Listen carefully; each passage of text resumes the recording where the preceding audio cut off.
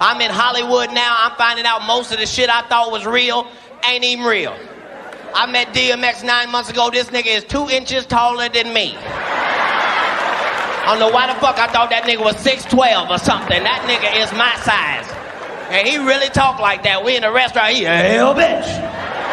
That nigga's a water and some lemon. Nigga, why are you hollering? We in a restaurant, nigga. You know that nigga wasn't shit in school, couldn't cheat at all. Just, hell bitch. What's the answer? Number 7. Nigga, you need to be in a special class. What the fuck is...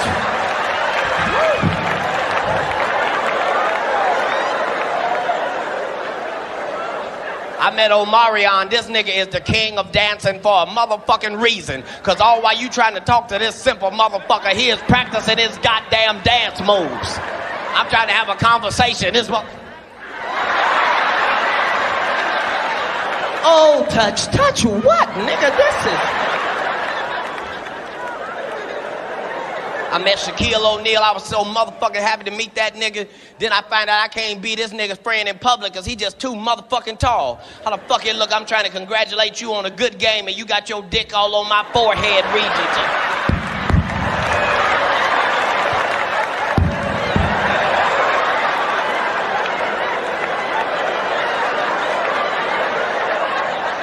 This is bullshit, nigga.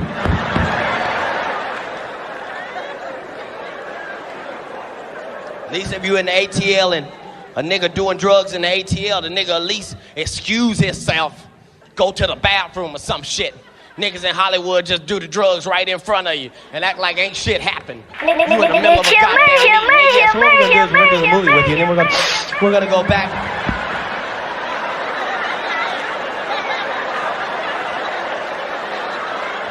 Nigga, did you know that I can see you? Nigga, you right there. It's on your nose, nigga.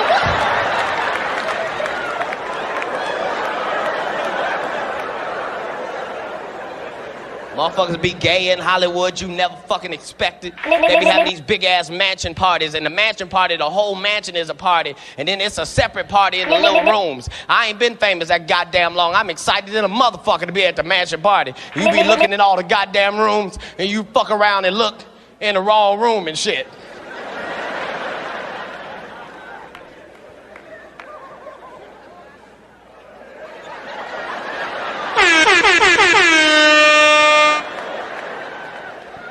Nigga, come here. Is that 2 niggas kissing? Is one of them niggas Professor Owen? He came out the closet.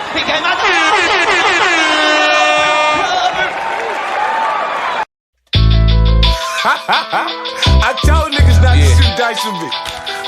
Look at this stack. I got money.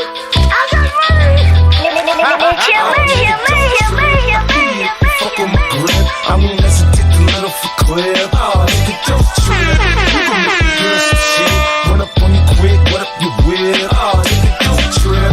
You gon' get your monkey ass hit, running your lip, tryna fuck on my clip. Oh, nigga, don't trip. In case you didn't know who this is, it's 50 Cent, bitch. Stunting in my yellow lamb. Marcy Lago, top down, nigga, damn. I'm the biggest crook from New York since Son of Sam.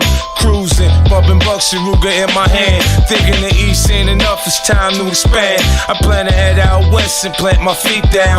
A nigga big as King Kong in the street now. I do a little house shopping and buy me a crib. It's palm trees and pretty bitches out in Cali, king. I touched the Hollywood paper, go and shoot me some flicks. Had some supermodel bitches come and suck on some dick. Mama would turn in the grave if I married a white chick. But Becky is suck the chrome off a Chevy and shit. Niggas be wearing fake shines, I'm rocking a little charm. 30 carats on the pinky, kiss the ring on the dog. Crack open that Kelly boy, stuff the weed in the bong. You hustle, but me I hustle harder. I get how what you need.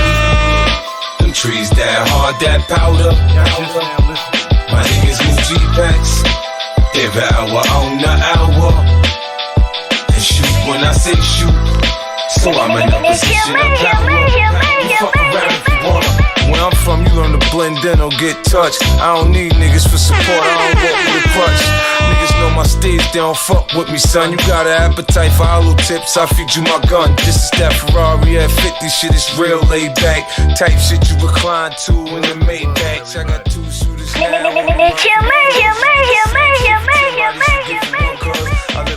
Welcome everybody.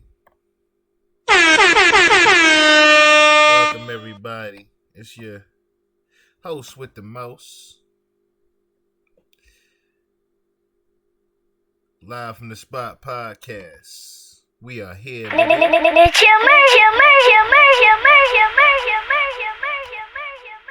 Shout out to everybody tuning in or not tuning in.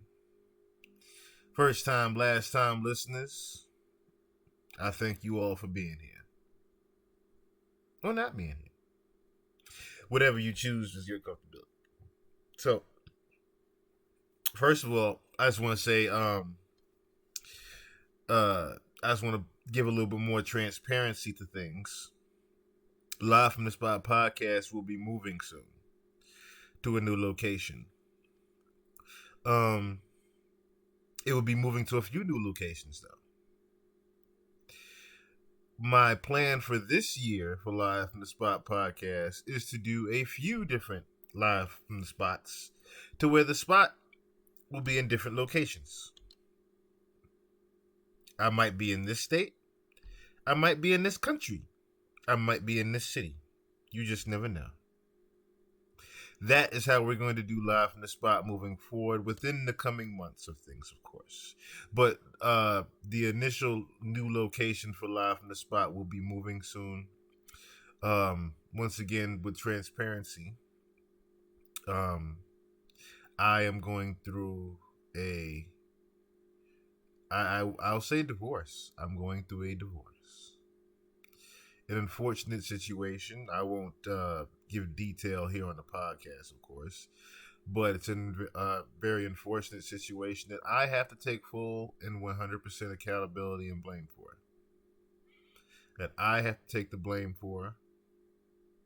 I mean, when it's a decision like this, of course, both people have their faults and things that have happened, but I'm going to take full blame for what is going on right now and say I fucked up. And say I fucked up as failing at being a better husband and parent. I will say that first and foremost to everyone out there. And apologies to my lady. As a black man, I think it's very important for me to show that transparency here in the podcast and say that we need to respect our queens and respect our women, whether they be black, brown, white, green, or yellow. Respect one another, cherish one another, and love one another. That is the synopsis I have there.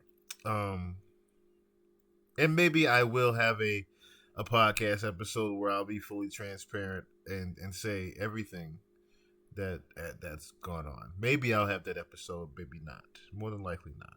But yeah. Just wanted to let everyone know what was going on and why you haven't seen me as frequent as you probably would like to. I apologize to all of you for me not being on here as frequent as I would like to be. That is going to come to an end. We are going to be here for a long time. And you are going to see me a lot more often. Starting with, I know it was supposed to drop last Friday. I had some finishing touches to do. And then this Katt Williams shit happened. I had to put extra time into Katt. We got a good show today as far as Katt Williams go. Everybody's talking about the same old thing with Katt, but nobody's going into the fact that he's been talking about this shit for the past 10 years. So we're gonna get into that today. But I think it's in my calling to deliver to you guys, the subscribers, and my good new family of people. I think I owe it to you guys to deliver more pieces like I did with Nipsey Hussle. So following the Ghost of Bad Boy, the first episode of Ghost of Bad Boy will be this weekend. It's either gonna be Friday or Saturday. More than likely Friday night. Dropping Saturday morning, whatever. But following the Ghost of Bad Boy, I was talking to one of my friends from Memphis yesterday in a party chat. And it saddened me how misinformed he was on Young Dolph in that situation. So I feel that I would be doing a service of justice, not justice, but a service of more paying my respects to Young Dolph, the same way I did for Nipsey. We're going to get into what I believe possibly truly happened with the Young Dolph situation. The truth may shock you, it may not. That is all I will say on that for now. But without further ado, let us get into today's show. The main thing, first thing I should say, main thing I want to say about the whole Willie D podcast interview, and we're going to play a little bit of that right now, is the fact that the main reason people were saying that it wasn't necessarily a good interview was because he didn't ask any polarizing questions, number one. Number two, he didn't know the right way. You have to understand this, right? Katt Williams, I don't think was the way he delivered that.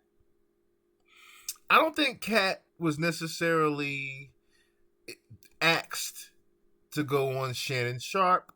I think Katt chose to go on Shannon Sharpe, if you know what I mean. Katt has had a series of times where he goes on these rants and these... Sorry, my Siri all of a sudden just started listening to me. I'm like, that kind of caught me off guard. Anyway, Katt Williams usually goes on these type of rants and these type of situations, on these type of promos whenever he's about to go on tour. There was a time beforehand, if you remember, when he did the Wanda roasting. That was actually promotion for him going on tour. Not that necessarily the roasting was promotion, but him doing that interview was him promoting him going on tour. And then that happened, and he had roasted Kevin Hart, Tiffany Haddish, Wanda on the show. That wasn't, like I said, it's not the first time that he's done this. So like I said, I think it's a thing where he chose to go on Shannon Sharpe versus Willie D asking for him. Willie D paid for an interview with Katt Williams. And Katt, if you can tell, Katt wasn't willing to divulge a lot of information. If you look at the Shannon Sharpe interview, Shannon didn't really ask him a whole lot of, hey, what do you know about this? What do you know about that? What do you know about whom? He didn't do a whole lot of that. He let Katt just go. Versus this interview, if you notice, Willie D had to ask a lot of the questions and force things out of Katt. And what really pissed Katt Williams off, which watching the interview, you can tell even in his body language. And if you're just a general masses fan of Katt Williams in the universe that he's in right now, you don't really necessarily know who Ali Sadiq is. That's the first thing that pissed him off about that interview, you can tell.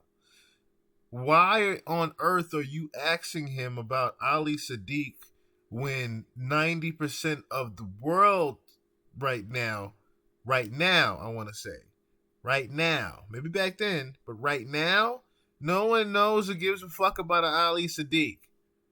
Why are you asking him about Ali Sadiq and giving Ali Sadiq now a bag? Obviously, Katt didn't want to give Ali Sadiq any light. So you specifically saying his fucking name and now, okay, yeah, now I gotta actually answer this question respectfully since I'm on your show. I'll be respectful and answer your question on Ali fucking Sadiq. Even though I don't care, and I'm clearly going to tell you, my audience does not care about a fucking Ali Sadiq right now. But since you asked, I will answer that question. And it ended up being one of the biggest pieces of the interview, which was actually the most pointless thing in the past 2 weeks that he was actually involved in. Nobody gave a fuck about an Ali Sadiq until that question got asked. Whatsoever. I'm sorry, Willie D. Respect to you, brother, as a journalist and as a man. But, sir, no one cared about Ali Sadiq but you that moment. I'm sorry. Nobody cared about Ali Sadiq at that time. Or his beef with him. Now, if you would have said, what is your actual beef with Kevin Hart? If you would have said that, I think you would have gotten a different type of interview, Willie. I don't know why you chose to ask him about Ali Sadiq when he's had he's had different altercations, not altercations even. He has different situations with different people right now. To where you can ask, hey, what's your deal with such and such? What's your deal with this person? What's your deal with that? Ali Sadiq was the one you thought of? You tried to go left. You tried to ask something someone else wasn't asking. I get that. Like I said, as a journalist, I get where you were trying to go. It was just a failure as far as you picking up the biggest globally trending person of the week and you ask him about Ali Sadiq. That was a huge fumble, Willie. A huge fumble on your part as a journalist to ask him about Ali Sadiq of all things while he's globally trending #1 right now. You asked him about the most irrelevant thing possible. And that is why, unfortunately, he chose to end the interview a little bit quicker than you would expect him to. We're just going to play the last 4 minutes of this interview, and you tell me what Katt's thoughts are. Let's go, Coach Prime. Yeah. What do you think about We Coach coming. Prime? What's up with Coach Prime? You have you been out there yet, Colorado? No, but I've supported from afar. Yeah. I'm saying anytime a great individual, regardless of what he does, finds something that he can be great in, like, that's going to work. Like, he is a motivating factor and an asset to it. He always has been since the Jerry Curl days. Those are the leaders of men that we discussed earlier. An eternal optimist, someone that's clever and about books and hard work and discipline. As a black person, we should be so lucky as to have, a black coach like that. And as a non-black person, what a great job. Man, you just described yourself, except the coach part. And then I take that back. You are a coach in your own right. And you as Yeah. well. That's the whole thing. Like, these compliments are all shared by all of us who receive them. Like, that's what it's got to be. If you any reflection of me, then that's what it is. That's why in the good book it say, made in God's image. It don't mean you're always going to do that, but it means there's the possibility that you could mirror that. Yeah. Do you have adopted children? Um, I'm an empty nester. I have no children at this point. Glory and hallelujah. No, everybody's grown. Yeah, but yeah, I got grandbabies. You got Yeah. grandbabies. Okay. Yeah. How many? 4. 4. Nice. All girls. Oh yeah. See? That's how you know he's been doing something right. What are the ages? I want you to now notice how uncomfortable Katt Williams has now become. Number 1. Number 2, how many times he's about to sip that drink and show you how uncomfortable he actually is. Of what? The girls. The grandbabies? Yeah. Okay, so I have a 6, 2 4s,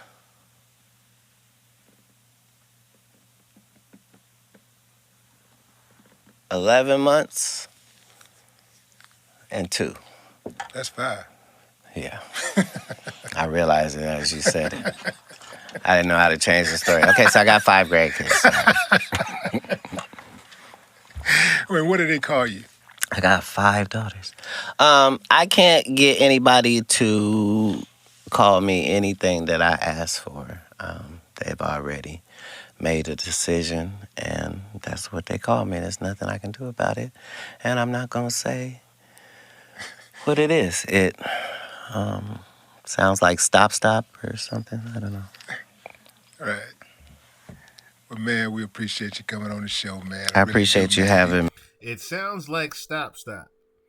Meaning, stop this shit. I am done.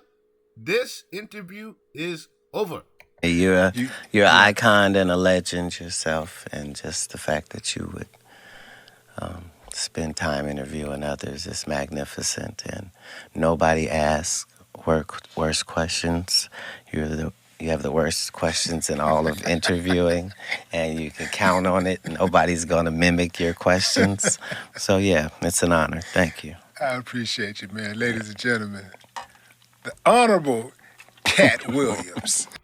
And that was possibly the last time we will see a Big Willie D interview.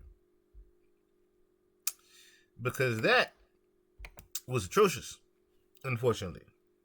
Like I said, I watched the whole interview, and I was like, oh, it's live right now. Let me catch it. So I caught the live while it was premiering. And the whole time, I'm sitting there listening, and I'm like, all right. Oh, he wanted to get into some juicy because he started talking similar to what he had spoke about already on Shannon Sharpe. He even responded back to Michael b.l.a.c a little bit. But, like I said, he didn't really go in. He just acknowledged the fact that Michael b.l.a.c responded, so to speak. And like I said, all he said was what he had already repeated on Shannon Sharpe. So, the whole interview didn't really go anywhere. And then all of a sudden, like I said, you see Katt get visibly a little bit teed when he asks him about Ali Siddiq. And then, of course, Katt tries to save the interview by mentioning some other things. I guess you could say trying to alley-oop for Willie D. And Willie just wasn't catching the ball. He just wasn't catching any of the alley-oops that Katt was throwing him to make the interview a little bit more compelling. And it got to the point where, like you just saw there, like, okay, the only question you got left for me is my grandkids. All right, this is done. Yeah, this is over. This is over because we done talked about it was literally 3 clips from that hour interview. There's Ali Siddiq, his discussion on religion. I think it was like one other piece, but the majority of it was the 30-minute piece on Ali Siddiq that he wasn't comfortable even doing, and then the 20-minute piece that he did on religion. So that's 50 minutes in itself, right? The interview was only an hour long. Like I said, and a lot of people felt the same way. That's why most people clipped that the way they did. That ending right there. Because, my G, You ain't asked him anything. You didn't ask him anything for real. And there was so many different angles that you could have asked.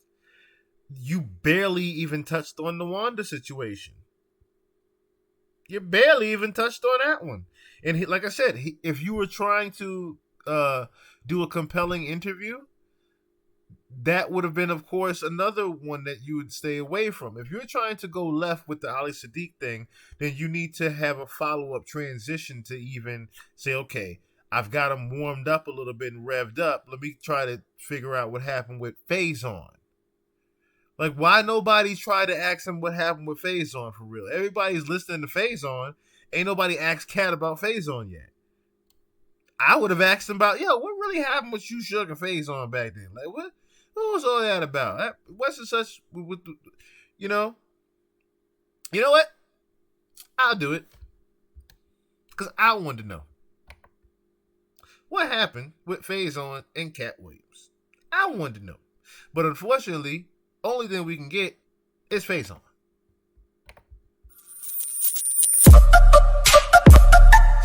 Yeah, we on Boss Talk 101. Faison. Wow. Yeah, use your brother age. They try to come at me, but yeah. And I'm a little bitty dude. These niggas about 6'11". Oh, the short ones is the worst. Got a complex and everything. Man, you gotta fight these niggas all night. They coming. Just give it up.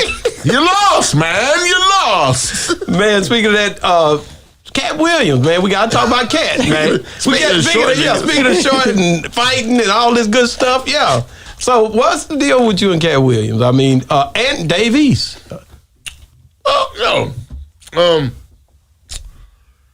Katt,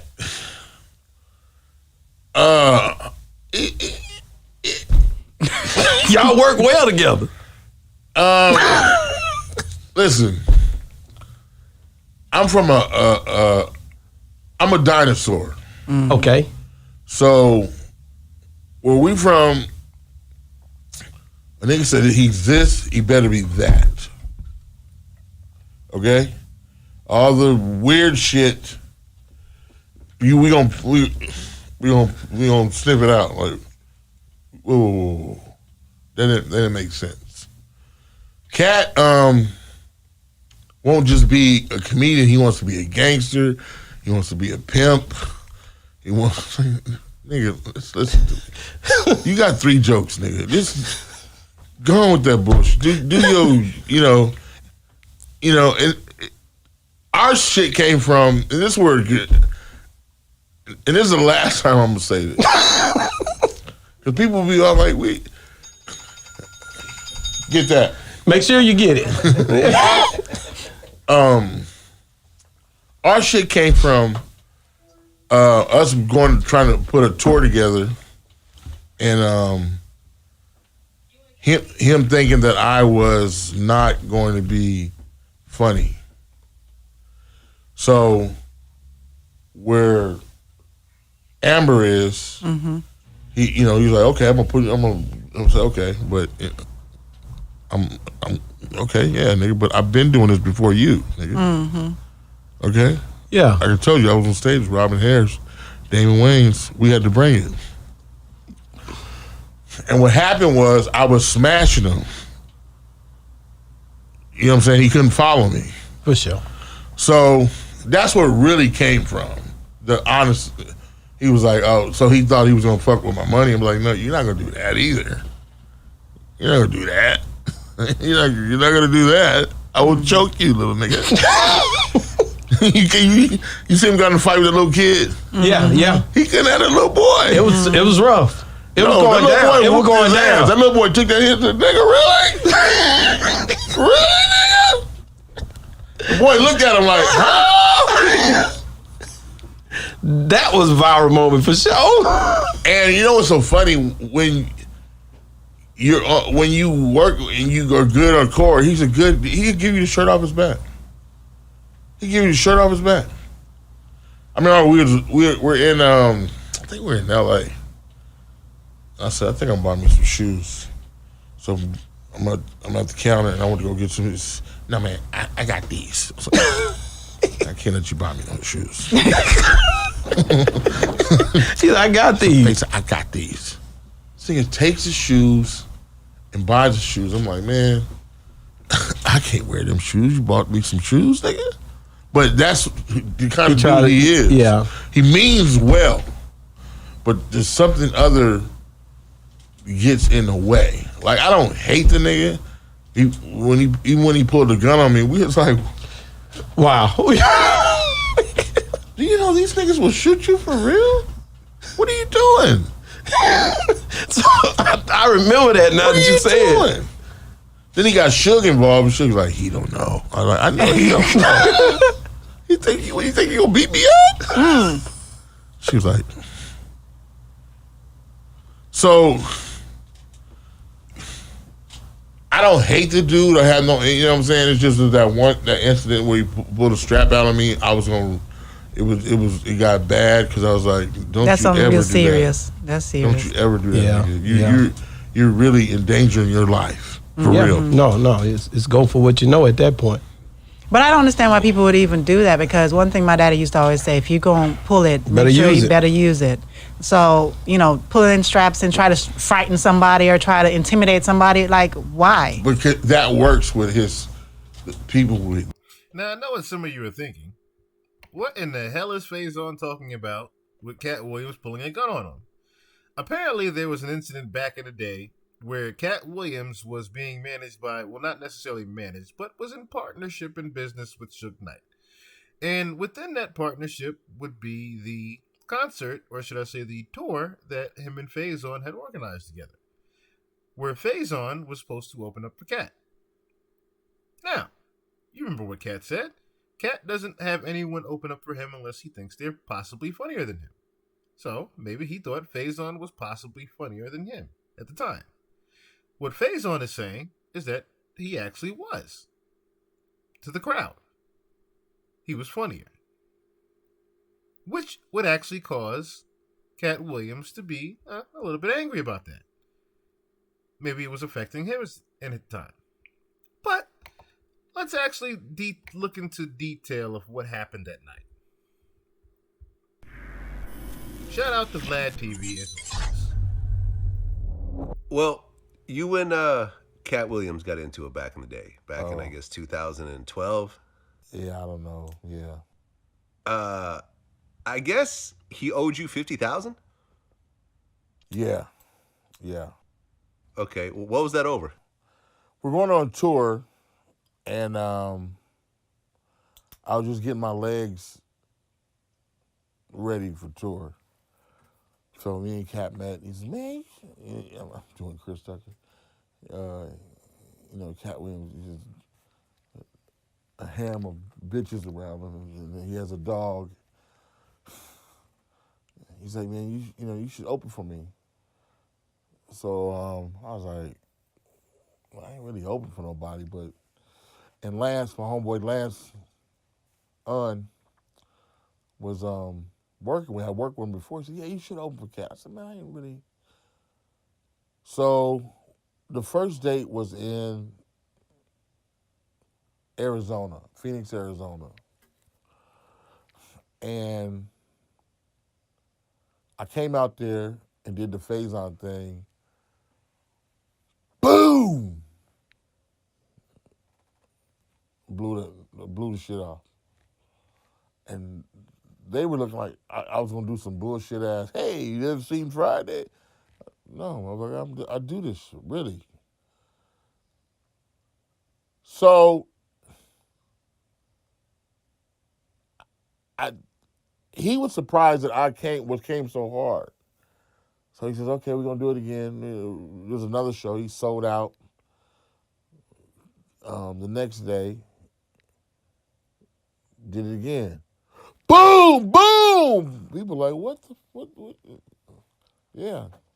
He gets on stage. This is when he got into it with the essays. I was like, no, you can't be doing that. You can't be, no. He got into it with the essays. America. I said, no. You can't do that. Then Lil Jeezy came down. We're supposed to do a show in Vegas.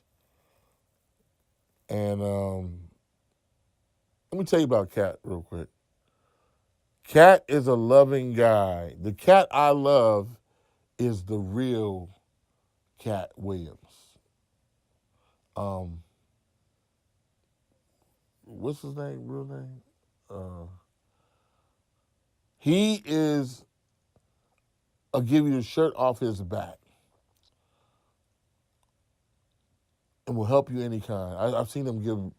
Hey man, you know, a loving guy. His real name is Micah. Micah. I love Micah. Micah is so respectful and so encouraging. That's the guy I was like, okay, we're going on tour. So, but I'm talking to Katt Williams. I said, Katt, let's go to Vegas. He says, no, I want to hang out and go see Jeezy. I'm like, no, nigga, let's go. Because I was like, you the only one he going to listen to. I'm like, let's go to Vegas. We got a show there. UNLV. And he stays in Vegas, and there's a big brawl. He's right in the middle. Jeezy. I'm like, we're in Vegas. So anyway, get to Vegas. I'm on stage. You see Katt looking like, does this motherfucker know he's not supposed to blow the stage up? Whatever. We named the tour, so we're going on tour. We're going on tour. You going on tour. We're going on tour. We name it Outlaws of Comedy. The next date is in Cincinnati. And I'm in the room, and I get a call from the promoter. And the promoter says, Katt say he don't want to pay you. I said, oh, he going to pay me, blood. What you mean he going to pay me? Where he at? Let me find him. The promoter, he real cool, brother.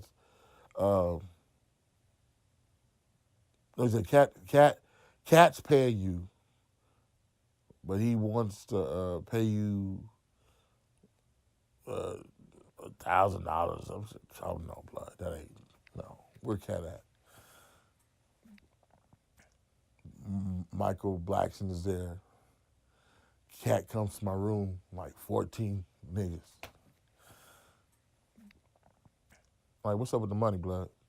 Straight to it. He goes, well, they said now he turns into Katt. He's a Katt Williams now. What I heard, no blood. Fuck that. And fuck all these niggas in here. Because they can get it.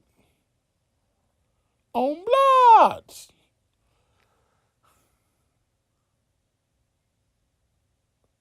I'll be right back. He goes upstairs. Black comes to me. He said, hey, why don't you come upstairs? Go upstairs. He counts the money out. All right, let's go do the show. We did Cincinnati, but after that, it was 5 other shows. They did 10 shows.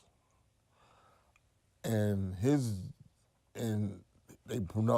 said I'm gonna be there. And when they would show up, they would say Faison Love couldn't be here. He's sick. And somebody asked him, where's Faison at? And he said Faison couldn't fill this room if it was his funeral. And I said, I'm gonna fuck this little motherfucker up. I'm about to fuck this nigga up. He done said the wrong shit. That's that bullshit.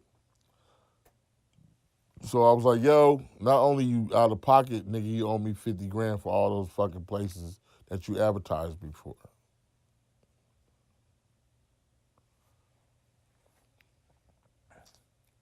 He becomes buddy-buddy with Suge. Like, that was going. I'm like, nigga, me and Suge go back, nigga.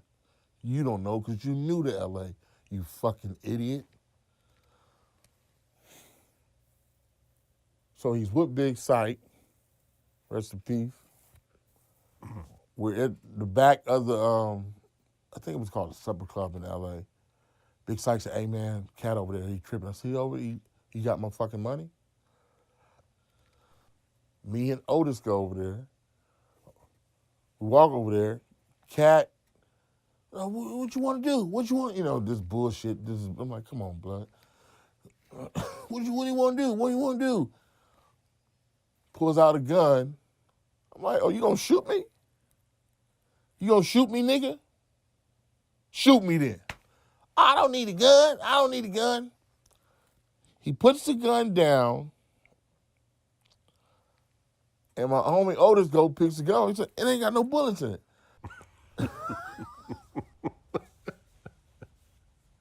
I try to chase this motherfucker. I'm out of breath.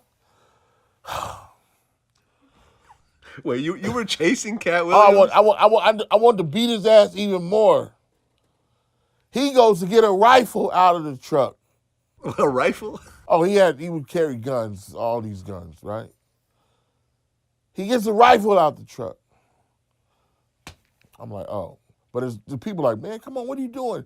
They trying to stop him. What are you doing? And they put they took the rifle away from him. And then me and Otis said, man, I need a drink. So we go in the club, and then that's when I heard he got arrested. He talking about Faison's out here snitching, Faison snitching. I'm like, nigga, you running around a parking lot in Hollywood with a machine gun. I don't need to do that. I'm in the club. I had no idea. So the parking lot attendant, somebody called the police on him. And they came and arrested him. And then he hooks up with Suge. And we see me and Suge and Katt see each other at the Comedy Store.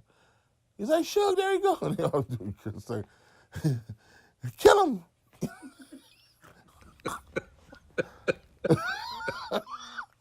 Me and Suge is laughing like, what? Nigga, this is Faison. What do you mean? Nigga, I know you knew the LA, nigga. But no, it don't work like that. Well, you said that Katt Williams is gay. Yeah, I think he's gay. I think he's hiding in his closet or whatever. Okay. Is that because you're mad at him, or do you No, really because I just seen him. Lena, who's been riding with him for years, this girl has his back. I mean, whenever I see a guy really abusive to a woman for no reason, then she can't defend herself. And then, and the little antics, and that's a little weird. You're hiding something. And then he got caught in Atlanta with the boy in the closet, and Katt, the 911 call. The Katt Williams won't let me go home. Oh, you remember that? Right, huh? yeah. I remember that. No, I mean, now that you say it, yeah, that was weird.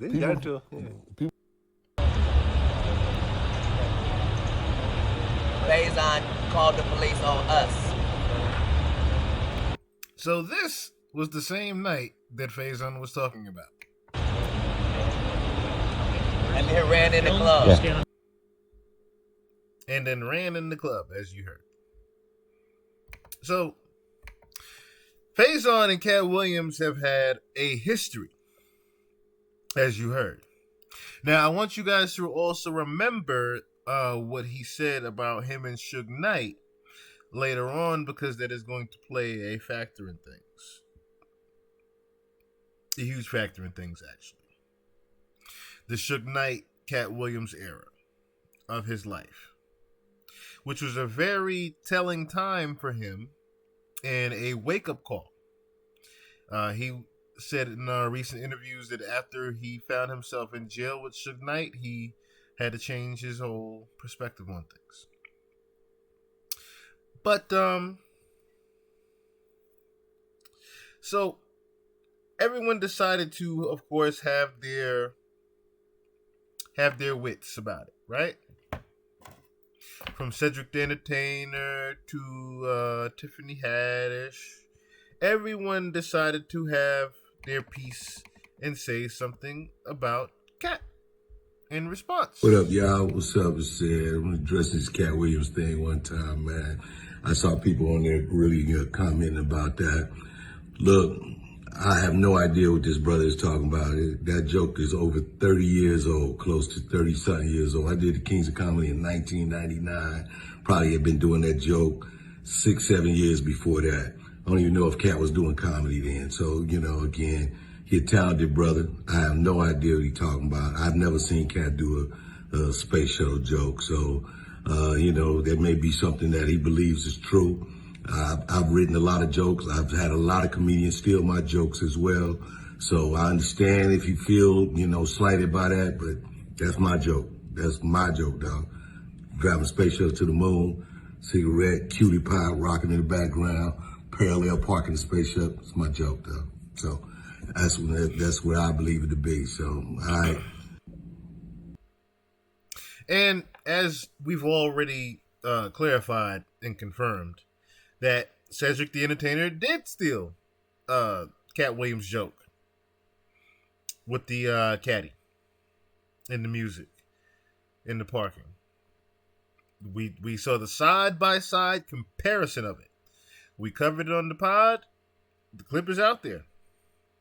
It's out there. Cedric did in fact take Katt's joke. Whether he knew he took it or not, that part is the one that remains to be seen. But same person he's been firing at for years also felt the need to finally say something. Miss Tiffany Haddish. I've been doing shit. I was on That's So Raven. I was on all this shit. I did extra work. I was on all of the white people TV shows, the black people TV shows. I used to be on Dance 360, bitch. I've been out here. I've been telling jokes since 1996. 1996. This nigga said, oh, they wouldn't let her perform in a comedy store. That's true. They wouldn't let me perform on the white nights in the comedy store, but I performed on all the black nights. They wouldn't let me perform on the white nights at the Improv, but I performed on all the black in-laws. So she felt the need to actually, rattle off all of her accomplishments and things of that nature, right? Which didn't go too well for her, because all of that was to say you did what? Yes, it's to say that you put in a lot of work as far as the 10,000 hours to get where you are. It says that you ran the circuits. It says that you've ran the circuits. What Katt was getting at more along the lines of, yeah, you ran the circuits like everybody, but you were still given a lot of the shit that you were given. And that is why he tends to go at you. Because you were one of the only female comics to take the handout. And you didn't know what the handout was that you received. And what that handout was what the same thing that everyone talked about Holly Berry with Monster Ball.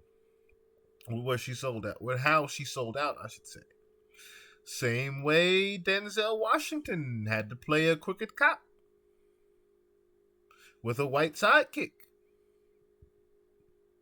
It's different things that Hollywood makes you do to sell out. Whether you know you are doing it and selling out or not remains to be seen. But there are different ways of doing it.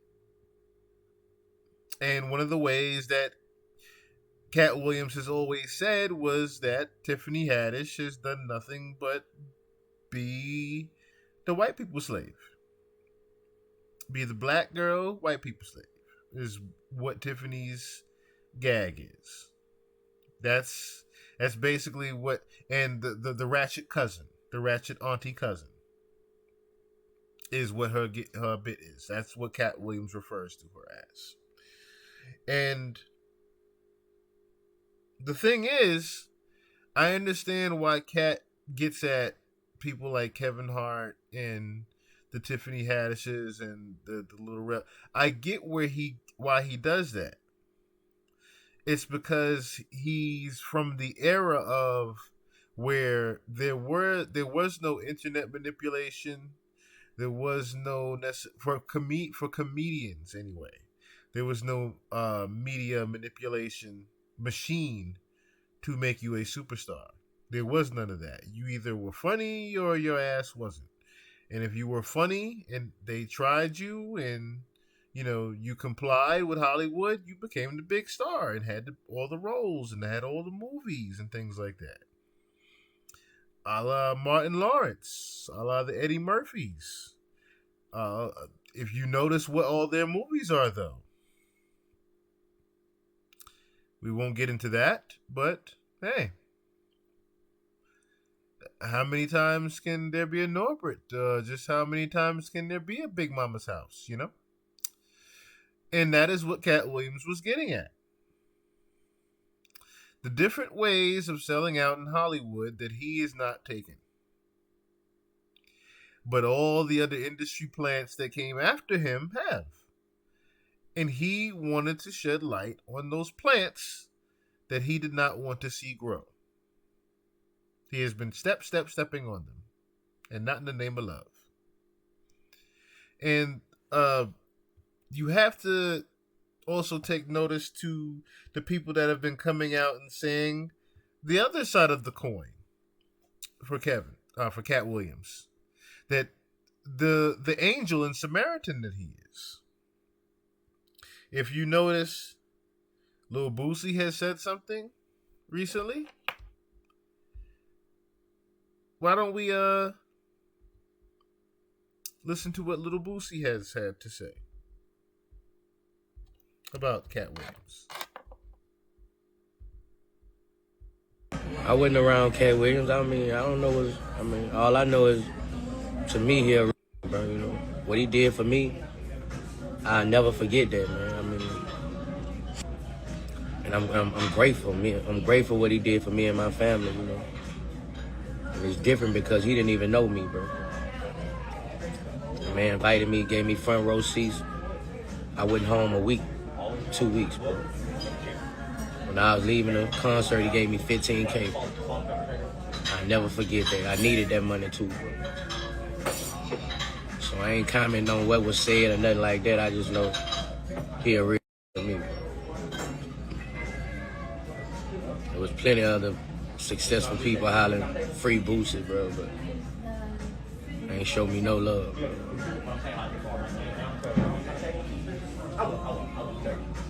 Katt Williams, bro. He did some of the realest shit out of him. Dude got a good heart, bro. So I wish him the best in anything he ever do, I ain't seen him since, bro, but when I see him, I'm definitely gonna bless him, bro. And I keep 15, 20 in my pocket at all the time. I've never seen nobody funny like Katt Williams that stand up. Man, this did a joke about the latest movie. Those trials and tribulations. So, Little Boosie decided to, on his Instagram Live, just talk about a story of when he first came home and Katt Williams had looked out. And at the time, he didn't really have anything, but there were numerous stories that started to come out about Katt Williams doing the same exact thing.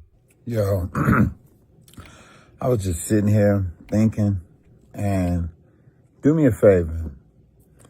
Anybody that do interviews or anybody know him, Katt Williams, if you're ever around him, ask him, how much money has he given away? Just given away. Like, just ask him that. Just be like, how much money have you given away? If you're around him, if you're interviewing him, just ask him. Because it has to be insane. Katt is one of the most generous people that you ever gonna meet. And a lot of people don't know that. He don't get a lot of press and love for that. one of the most generous ever. He's had to have given away, I don't even know the number, it has to be crazy. Because there's a lot of people with stories about him giving money to. Case in point, I remember I was at the Comedy Store performing one night, got off stage, and this was like early on, before really a whole bunch of stuff was happening for me. I get off stage and everybody like, man, good set. So many people saying that. Some girl came and put something in my hand and said, good set, but I didn't see her. I just heard her, and she walked off. And I thought it was like a phone number in my hand. And when everybody walked away and stuff, I looked in my hand and it was $1,000. And then I looked out in the audience trying to find the girl, and I'm like, man, I can't remember her face, and I couldn't see her. And I was just like, who gave me $1,000? But anyway, I just was like, wow. And later on, about a month later, somebody told me that happened to them, and they said Katt Williams was in the audience. And I put two and two together and was like, wow, he did that to me then. He never tell you. He never makes it known or any of that. So if you ever around him, ask him. If you're ever around him, ask him, how much money have you just given away? And I bet the number is astronomical. Ask him. And that's the thing. A lot of people have said that recently, that Katt Williams is a very generous person. He's had numerous people come out like that. There was actually a whole series of different posts that had came out underneath Deion Cole's initial IG live posting of this, and just said, yeah, I can vouch for you when he did this. I can vouch for when he did that. And it just was a testament of showing that, angels don't tell who they bless. They just do it out of the kindness of their heart and their souls.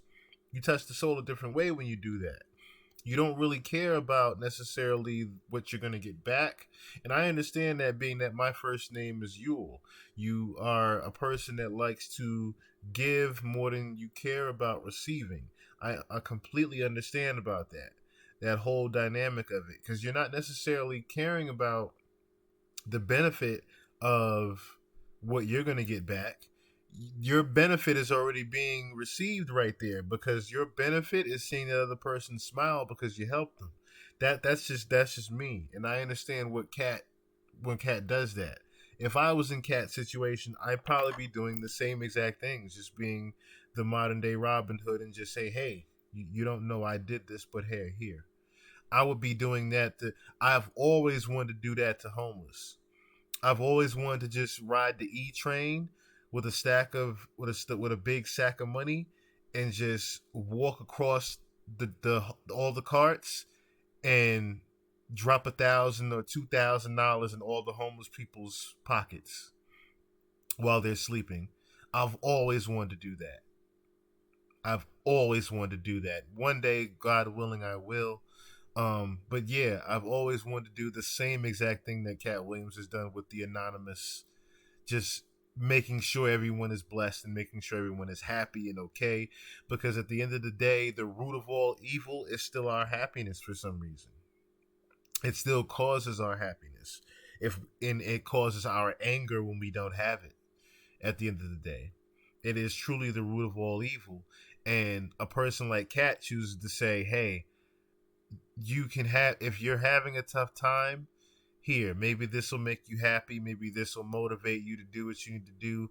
I don't care about having this. This is a piece of paper. I can make this anytime because of who I am and what I do and my talent. I will make this back tomorrow if I need to. If I truly need to, I will make this back tomorrow. Trust me, I'm that much of a hustler that I can do that. So, here, you take this last bit in my pocket. I'll figure this out tomorrow if I need to. That is the type of person that Katt Williams is, and I understand that right there. Because I have done that plenty of times where I've just gone beyond what I should, and I don't care necessarily what happens to me. I will figure out what I need to figure out for me and not care about the benefit of what I've done for anyone. So it also took the attention of Corey Holcomb, who decided to let people know, hey, he said some things. He said some things that were true, but there were some things that possibly weren't true. But I'm saying, like, back on this comedy, all y'all motherfuckers, y'all don't know what the fuck is happening. If you ain't in these comedy up, he necessary. And I know some people gonna be mad at me for saying that. But also, my nigga, Katt Williams is crazy than a motherfucker. This is the Joker of the Batman, the Dark Knight. Katt Williams is the Joker, nigga. I'm an agent of chaos. Don't say crazy, brilliant. If you're gonna say crazy, I say brilliantly crazy. You can call him brilliant. I know that he's got brilliance to him, but he's also got shit to him. You be like, what the Exactly. The interview of all interviews was necessary, but let me tell you something. It was some good in there. Some people got exposed. But it was some cap in there too. That's the shit that's gonna make everybody mad at me, because I don't give a fuck who mad at me anyway. Because I ain't gonna do nothing but tell the truth. If the truth make you mad, then you hate God. If the truth make you mad, you hate God. It was some truth in that interview, and it was some cap in the motherfucking interview. You dig what I'm saying? So you put a thumbs up and a little cap next to each other? Is that what you're saying? It seemed like his head was right, because it's two cats. When I say it's two niggas, listen what I'm saying. When you hear them stories about Katt's generosity, they not lying. Top notch. Katt passed money to the point where you be like, do you know what you're doing? Yeah. And don't even know people. He passed money out. He ain't never tripping off no mother money. And don't even have to know him. Katt, man, I'm telling you, we was at Wildin' Out, man. I said this before. Katt threw probably like $50,000, $100,000 in the air. I bent down like a bird. I was like, he made it rain. It's two Katt Williams. All you blogger motherfuckers, y'all ain't got no fucking clue. It's two niggas. It's calm, generous, intelligent Katt, and it is the Joker of Batman. All the comics, they got problems with Katt. I understand why you got problems with Katt. But some of y'all motherfuckers gotta admit, the problem you have with Katt is he uprooting the bullshit foundation you was built on. Other motherfuckers got problems with Katt because Katt done did some shit to their ass when he turned into that other nigga. Fearless. It's two niggas, I'm telling you. And Katt is fearless. When that nigga turned into that nigga, He don't give a fuck about you better it. get the fuck away from that. Yeah, he's fearless. Hey, some real G shit. Me and Katt had the same agent. Katt agent sued me because I would not do what he wanted him to do, and I didn't even know they could do that. They take you to this place called a labor board. Right. The labor board is supposed to be the neutral motherfucker that hear both sides of the story and they decide what happened. Yeah, that's Neutral my ass. The same motherfucker who judged Kyrie was the motherfucker judging me over the other motherfucker. They own people. Can you imagine if you in a place that's supposed to be something neutral? They take you to the labor board to put a case on you. Yeah. I studied the dude that put the case on me. This is what they do when they can't get the artists to do what they want. They got a place called a labor board that they take you to, and you act like it's some neutral shit, but it ain't nothing but the powers that be. Yeah, that's creepy. Knocking a nigga upside the head. But I'm saying, like, back on this comedy shit, all y'all motherfuckers, y'all don't know what the fuck is happening. If you ain't in these comedy streets, you don't know what it is. But I'm glad that Katt went on Club Shay Shay and uprooted a lot of shit where a lot of motherfuckers gotta explain shit. If you ain't standing on square business, you gonna look stupid explaining yourself. Stop talking about you didn't leave parties when was each other in the ass, and you know you did. You only just let it ride. Right. Oh my gosh. All you motherfuckers, man, do not. If you stole jokes, you stole jokes. Listen, that motherfucker might get mad at me for saying this. 90% of comedians steal jokes. Katt stole JB Smooth joke and did it on his special. It's the joke with the music. You can do this to this song. And I dare motherfucker, I'm from motherfucking an era of comedy where it's too many comics know that what I'm saying is straight. Almost all the comics stole jokes. I done stole a joke before when I was a younger comic, though. I ain't making excuses for myself. But this is the truth. I stole a Columbus, Ohio joke. The name was Stephen G. Stephen G. Oh, he giving it up to Stephen G. Because I'm a G now. That's right, you are. Man, look, Stephen G. That joke you used to do about Mama Big Man don't cry. You know, whatever happened, that's what he'd be like, Mama Big Man don't cry, not Mama Big Man don't cry and shit. 3,000? You ain't getting 3,000 wilding out. You was getting scaled about $900-something. Let me tell you something since we was talking about Katt Williams. One day, Katt Williams came on Wildin' Out after he made it. He made it rain in the place. You dig? Right. You hit? I remember that. I remember. He threw hundreds in the air, homie, like a bitch. I grabbed about 800 off the ground because I might as well have had on a tutu, nigga. But nigga. That $800 I grabbed off the ground, yeah. Katt don't even know it. Nigga, I was in the hole. Nigga, I needed that 800. Yeah. And that is the type of person that Katt Williams was. You never knew it was him sometimes. And sometimes you did, of course. But Katt was a modern day Robin Hood and Santa Claus in most cases. And as you heard, you know, comedians steal each other's bits all the time. Of course, right? I don't think Katt Williams is one to consistently do it, though. I think what Katt was more referring to is there are so many comedians that have based their careers and famous jokes off of other people's jokes.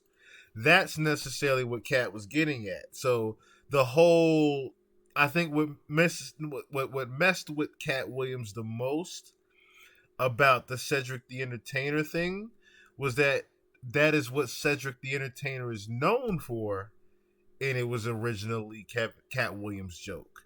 That is what Katt Williams was talking about. Like, hey, the joke that Cedric is known for was my fucking joke. That's what Katt Williams is mad at Cedric the Entertainer for. It necessarily. Not even mad, but he has some animosity towards. I'll say that. He has animosity towards Cedric the Entertainer. And one person that he does not have animosity towards, but, you know, he mentioned was on the opposite spectrum of things and has not received the same light and accolades of others. And, you know, people wanted to know why. Hey, what's up, everybody? This is Gary with the Get Some podcast. And my guest this week is... If you don't know, Gary Owens. This motherfucker Gary was mentioned by Katt Williams.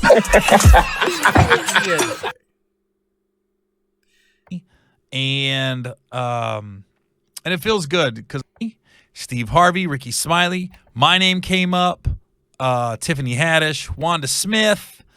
Let me think, am I forgetting? Let me see. He started off, the thing is, he comes in, guns a-blazing.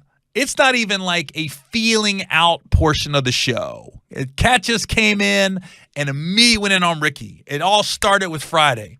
And as I'm watching it, and here's the thing about Katt. We all got opinions on comedians, and Katt doesn't hold his opinion back. I do. I'll be honest with you. There's some comedians I find funny, some I find hacky. I just don't I don't feel the need to air it to the masses. I'll keep that to myself because I like to be Switzerland in all this. I like to be. Kevin Hart got it with. I remember when Chris Brown and Drake had the beef, right? Later on, they came together, they did a song, did a music video together. And I remember Kevin was cool with both. Kevin was cool with Chris, and he was cool with Drake. Like, really cool with both. And I was thinking, how's Kevin going to navigate this? Because some people, man, when you got beef, they're like, either you're with me or against me. And I'm more Switzerland. I tend to try to get along with everybody. You never know when work's going to come your way. Somebody might have a project. They're thinking of you. So I kind of keep, if I have anything negative, just out and out negative for no reason, unsolicited, I tend to keep it to myself. Now, if you talk shit about me or the Monique situation years ago when she compared Will Packer to Harvey Weinstein, I spoke up on that because Will's my friend. He's put me in 3 movies, produced one of my comedy specials, and I was just like, I don't know your beef with Tyler. I don't know your beef with Oprah. That has nothing to do with me. But you spoke on my friend. You compared him to, a sexual predator, and I didn't like it. So I just spoke up. And that was kind of out of character of me. But I'm not going to say I'm never going to speak up. I'm going to stand up for myself if you're talking shit about me.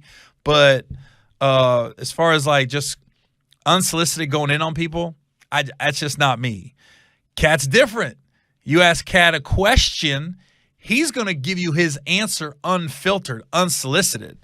You could get mad about it or you could be like, that's really how he feels. But regardless whether you agree or you disagree with what Katt is saying on Shannon Sharpe's podcast, you're watching. It's getting everybody's attention because people are commenting on it. He went in on Faison, who's my boy. I love Faison. But then Faison started making posts on Instagram that I'm laughing at. So at the same time, I'm looking at Katt going, oh! I'm looking at Faison going, oh! Now, if I see Katt, I'm still going to be cool with Katt. Katt's always been cool with me. He's done some cool things for me in my life. Faison, still going to be cool with Faison. That's my boy. And even then, I could talk to Katt about Faison and not have to go in on Faison. Unfortunately for Gary Owens, the biggest reason why Gary Owens doesn't, and I'm not going to say it's a bad thing, the biggest reason Gary Owens does not prosper is because he plays both sides of the fence all the time. He doesn't jump the fence and stay over. You know that saying, the grass is always greener on the other side? Gary has never seen the other side of that grass. He's always just stayed where the dirt was. He's tried to play both sides of the fence playing hopscotch, but he's never really actually enjoyed the greener grass. He's always just jumped ship in between the two. That's what Katt Williams was talking about. He's the white guy comedian that doesn't necessarily have to be the big superstar because he's just around those big superstars and doesn't mind being the guy in the middle, so to speak. I can talk to Faison about Katt and not feel like I have to piggyback it and going on Katt. I just sit and listen and laugh at it all. Because if you're a comedian and you're a true stand-up comedian, we're offense-proof. We cannot be offended by anything. We can catch strays. We can catch arrows like everybody else. And we always say, like, just be honest. Don't say something behind my back. Whether you like Katt or not, he's not going to talk behind your back. However he feels about you, that's how he feels about you. Now, he did say one thing. He talked about Ricky Smiley, and he talked about when Ricky Smiley went on Club Shay Shay, Shannon Sharpe's podcast, which is a great podcast, especially for, I know I'm a white guy, but for my demographics, and I'll get into that in a minute, what Katt said about me, but for my demographics, Club Shay Shay, I'd rather go on Club Shay Shay than Joe Rogan. Even though, okay, I got to get into I got to unpack this podcast because Katt made a comment where he said, why you think Gary Owen, who's a white guy, has been doing stand-up for 25 years, hasn't crossed over. And when he said it, I was like, wait a minute, was that a good thing or bad thing? And I literally had to go to Twitter and start asking people, was I catching strays or what was that? And they was like, no, they were saying you haven't sold your soul. That's why you haven't crossed over. You've been consistently you, and that's why you haven't, quote unquote, crossed over. So I was like, oh, okay, that made sense. Now, I'm not going to get into it, but I've been, I was in an awkward situation one time where I can't say for 100% this person was trying to make me do something, casting couch type deal, but it felt like it. And I was like, is this that point where I've always heard, would you suck a dick for $1 million? And I was thinking to myself, and I was in this office in this room going, well, I'm about to answer this question. And the answer was no, I wouldn't. So I can't say for 100% that's where it was going, but it felt like it. It felt like it. You got to be in the room to feel it. And I was like, oh, this dude is really coming on to me. Like, this is happening in real life. And the dude did it, and he'll always remain nameless. I think he was feeling me out. Like, is this dude? And this was years ago. I was young in the game, but I was just like, wait a minute, is this happening right now? I was like, oh my God. And then I was like, I made sure I made it very clear I like women. I'm not going that route. Blah, blah, blah. So I'm not gonna get into it, but I was wondering. I was like, ooh, is this happening to me right now in real life? So I think Katt was saying I haven't sold my soul, and that's why I haven't crossed over.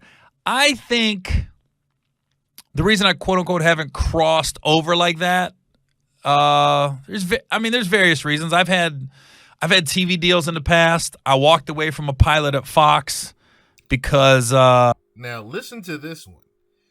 Now he's going to, and this was the part that he did not clip, if you notice. He actually cut it off about Katt Williams before he said this story.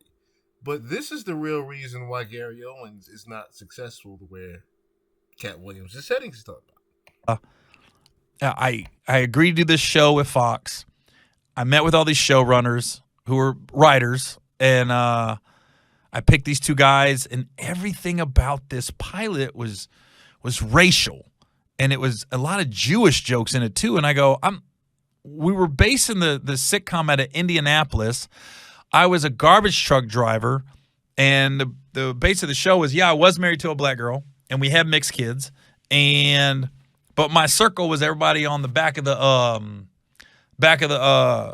dump truck with me, the garbage truck, and they had a Jewish guy in my crew. There was like 3-4 of us, 2 guys in the truck, 2 guys on the back, and that was like my core of my boys. But one was like a Jewish dude, and I was like, wait a minute, this is Indianapolis. I grew up in the Midwest. There's not like Jewish guys on the back of garbage trucks with yarmulkes. At least I've never seen it. I could be wrong, but not in Indianapolis and not in Cincinnati, Midwest. And there was a lot of Jewish jokes. There was a lot of racial jokes, because I remember I was reading a script, and at one point somebody said, I just got done having sex with my wife, and in the show it'd be like me and her in the bedroom, and then we cut away and we come back, and I'm in the bathroom mirror standing there, so you're implying that we just slept together. And then I look back at her and I was like, yeah, once you go white, you know it's right, or something like that. It was like this goofy rhyme, and I go, my wife would stab me if I said something like that. I was like, what? So anyways, I walked away from this Fox deal, and even the powers that be at Fox at the time was like, Gary, just, no, say yes to this. We'll get to the pilot, and then you'll have more say on what you can and cannot say. And I said, I can't do that. I was like, if I agree to this, I was like, and this is what cancel culture was around. I said I'd be canceled. I was like, don't cancel me. And it ain't going to be the writer's fault. It ain't going to be the director's fault. It's going to be me. The lead of this show is all falling on me. So anything like that's said racially like that, that's going to be like, I don't know, like goofy. I'm not going to say the other word, but goofyish. I'm just like, I don't want to do that. So I walked away from that Fox deal, and I've had other TV deals, and 90% of them was me either dating a black girl or married to a black girl. And they never go. And I understand what Katt was saying, why I haven't crossed over, because every time I went in and pitched a show, it was an interracial show, and I was only pitching to white people, and they looked at me like they just didn't get it. And then what's crazy, when I pitched my reality show, BET's the one that bought it. And I didn't think they liked it. I didn't think Stephen Hill liked it, but he bought it, and he got it, and he liked it. And I was just like, oh. So, yeah, I could see why I haven't crossed over. It's like when you go into a room and you don't – here's the thing. I hear a lot of black comics and black people say when they pitch a show, you go into a room, you don't see anybody that looks like you. Well, when I go into these rooms and I'm pitching shows, I don't see anybody that looks like the people I hang out with. So I'm like, I am pitching myself as like I'm this – and I'm going in there and they don't know who I am. So now they're looking at me like I'm some no-name comic, which I do have a fan base. And then it just feels very – it feels like it does feel like I'm out of the clique. And I'm pitching the show to get in the clique, so to speak. And that's what Katt Williams was referring to. The gang. He's referring to the gang. We talked about the gang before on the pod. And one day we will get into who's in the gang and what that gang does. And, so on and so forth. But that gang is what Gary Owens is referring to, and who you have to sell out to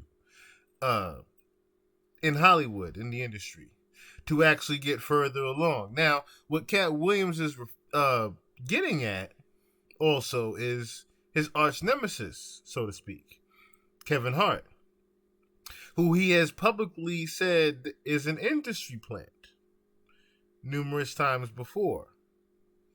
That's right. This isn't the first time Katt Williams has went at Kevin Hart. The Shannon Sharpe show, this is not a new thing. But Kevin Hart decided to answer back in Kevin Hart fashion, of course, nowadays, and rightfully so, I think. But the reason why he chose to do that, I think, is because a certain someone is going on tour with them.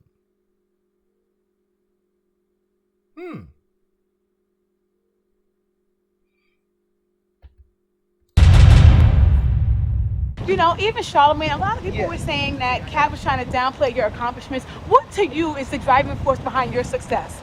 My success is my success. I want everybody to win. I love everybody. I love that. Once again, your ex-wife is going on tour with Katt. I want everybody to win. I hope the tour is great. I love that. So you are supportive of her. Thank you, Mr. Hart. I appreciate you.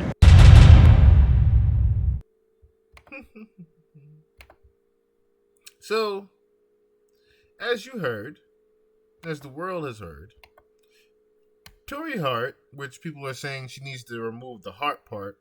She hasn't been married to him for, 7-8 years now. Needs to remove the heart from her name. But a lot of people also know that Tori Hart wrote most of the jokes for Kevin Hart in his earlier part of his career. She was not only the backbone, but basically holding up the entire puppet, so to speak, with the jokes that people, have heard now. So some people have saying that Laugh at My Pain was really Tori Hart. It's a lot right now. Like I said, this is not my say, this is hearsay.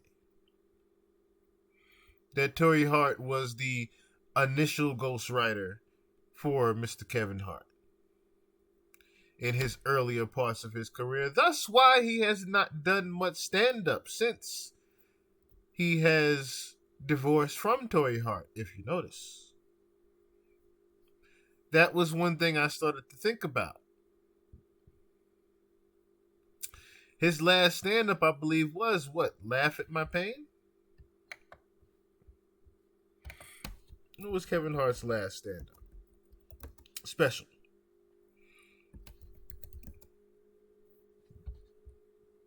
Let's just look up his stand-up specials real quick.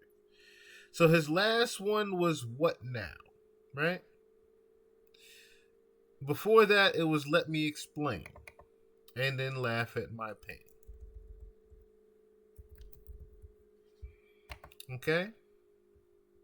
So, he was married to Tori Hart between 2003 to 2011. 2 years after Tori, he dropped Laugh at My Pain. After that was Let Me Explain. No. Am I getting that timeline wrong? There? Yeah. So, Laugh at My Pain was the year that he divorced Tori. 2 years later was Let Me Explain.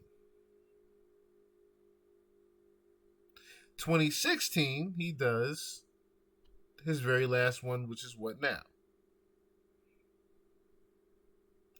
So, I'm grown. What is it? What's this called? I'm a grown little man. Now, I've seen nothing but numerous memes from the I'm a grown little man comedy bit.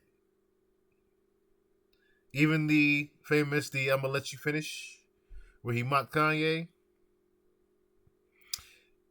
It's a lot of them.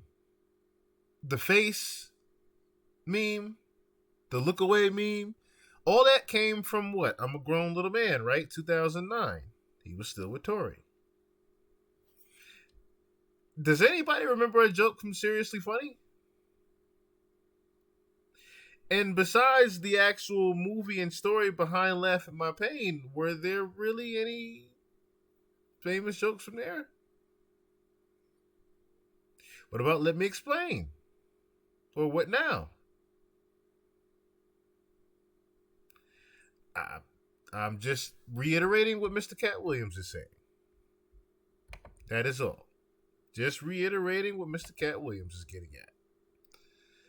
That Kevin Hart really hasn't had the big quote-unquote specials that people, with the masses would think that he's had. He's had them publicized to the media in a big way, but they didn't necessarily have the huge impact that they were marketed to be.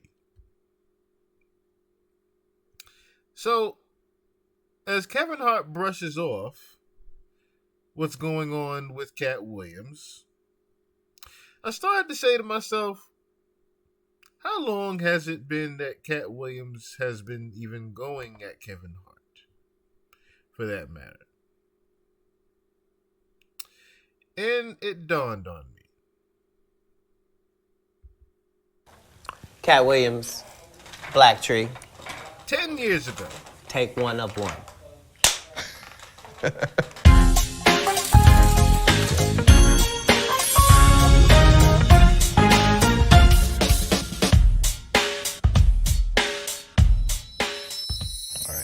There was a recent controversy online. I know you don't spend all your time online about Kevin Hart wearing a dress in the SNL skit. And Dave Chappelle spoke about that as a comedian. Black actors are always, being asked to wear dresses. Have you ran into that? And what do you think about that whole Illuminati theory that people put out there about that?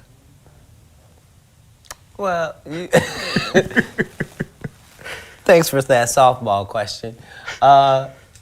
It's two answers. First of all, let's be very, very clear. It is possible that there isn't anything funnier than a guy in a dress. And if that's the case, then it might also be said that there's nothing funnier than a black guy in a dress. Okay, well, I watched all of my friends throughout my entire life be able to dunk a basketball, but not me.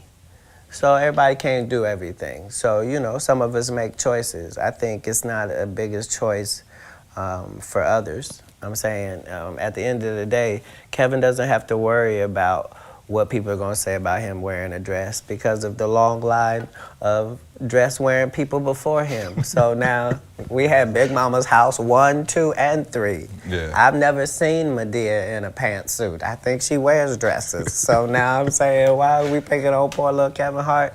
Because it was his turn next. Okay. Some of us are against the Illuminati, and we are against the Illuminati at our own detriment. When people are against the Illuminati, then they get punched in the face all the time. The press hates them, and nobody likes them. End quote. I mean, we all love Dave Chappelle. Exactly. Dave Chappelle has never been a part of the Illuminati. They don't want him or me or people like us. Yeah. But now it's not necessary for us to stir up that hornet's nest unless we intend to get stung 1,000,000 times. I didn't understand that. They had to sting me 1,000,000 times. Right. I'm still not going to join, but I respect it a little more. All right. How do you handle that? Because they put your name in the press with a lot of rumors and a lot of situations that they try to put on Katt Williams. Do you feel ever the need to, like, I got to go defend this and put out a story about who I am, or do you just let that kind of like roll off your back when Well, people... as you can see, I've let it all go for quite some time, and a lot of that is just based upon the fact that I don't really know how to complain because all of the people that I ever looked up to had to go through it too. So I know how much they talked about Martin Luther King, and I know what they end up doing to him. I know this same story about Jesus and a few of my uncles. So now I know that if your mouth is really, really big and you try to tell the truth for a living and you like to air people out, hatred is coming your way. I didn't know it was going to be this type of hatred, but, you know, I'm concrete in all things because of he who strengthens me. So that doesn't mean I always make the right decisions, but I am going to stand by what I stand for. And I'm only continuing to do it because I was looking for somebody who was doing it instead of me. And I just must have missed them, you know what I mean? So at some point you have to figure out what example are you trying to be. If it's just going to be you going to make it and live happily ever after and go off into the sunset, then that's what that is. Otherwise, you're on the front line of this battle. And those of us who understand that this is a part of what comes with it. All right, last question. Scary Movie 5, April 12th. Everybody's going to go see that. Including me. What else does Katt Williams have come out? We're going to see you on stage, do stand-up. What's up next with Katt Williams? Well, you know, the best thing for me is when I'm able to do the movies, and then, you know, if I do 4 months of doing movies, then I'm able to go to stand-up, and that's a nice, healthy pace for me. So right now, as long as Scary Movie 5 goes to #1, then that'll be our green light that we can do the movies. And if that's what the people want, then that's what I'll do. And if not, then we always have that stage. That's what's up, man. Yeah, Appreciate you, brother. All right. And unfortunately, that was the beginning of the demise of, well, not the beginning of the demise, but that was the beginning of the Illuminati, if you will, that Katt Williams started to go on. That was more the, not demise, but that was more where, like he said, he had started to feel the bee stings of the hive that he didn't know that he had necessarily kicked a little bit too much. And he was starting to feel that those stings a lot in Hollywood. But it also started to make him speak out. And once again, we will get into later on what also made him start his Illuminati spree that he got on with said interview just now with Blacktree. Shout out to Blacktree TV, which, as you can see, that interviewer was very nervous as far as asking Katt Williams questions because he didn't know necessarily what Katt Williams was going to say, and he didn't necessarily know what he was getting himself into as far as him possibly losing his job if Katt Williams said the wrong thing. So he tried to steer it back to just movies, if you will. But to shed light a little bit on what Katt Williams said about Kevin Hart, I'd like to share with you what a gentleman had actually put together about Kevin Hart. Katt Williams was going so hard on Kevin Hart that I had to go back and do my research. Here are my top 5 examples of when Kevin Hart sold his soul for fortune and fame. Let's start with number 5. I said, I want you to learn how to suck. I heard you. That's your plan? Yes. We're talking about survival. I understand.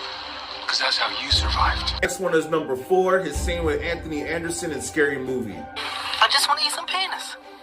Huh? See? Penis. That's not what he said. Hello? Is it me you're looking for? Now here's one that I can't even believe. Number 3 is where he kisses The Rock. Oh, God! And from here it gets worse, where number 2 is where Shaq emasculates Kevin Hart on BET. Why am I going to jail? Let me show you. What the this is going to happen to your little ass. Oh my God. And for the grand finale, yes, number 1, Kevin Hart wears a dress. So, as you can see, there has been many times that Kevin Hart has been some rather questionable moments there. And my thing is, why? Why, Kevin? Why do you feel the need to not say no? That is the real question here. That is the real question of 2024, it seems. Why did a lot of you not say no? You could have easily said no. Well, not easily, but you could have said no. You'd be where Katt Williams is right now. Independently successful. Which, that's the thing. Kevin Hart does have the potential to be independently successful. But this is no different than LeBron leaving the NBA to join the Big Three, so to speak. It's a little bit easier said than done. Once you're in, you're in. You're out, you're out.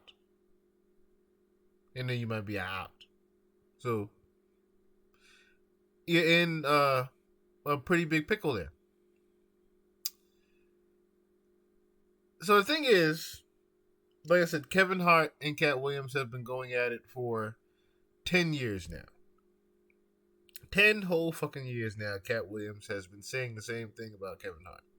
That he is an industry plant and has taken the oath. And, has sold his soul. So, I took it upon myself to actually say, why isn't, Kevin Hart even saying anything right now, right? It's because he's already said something. Kevin has already responded to Katt Williams numerous times before. I actually found this comes from Business Insider.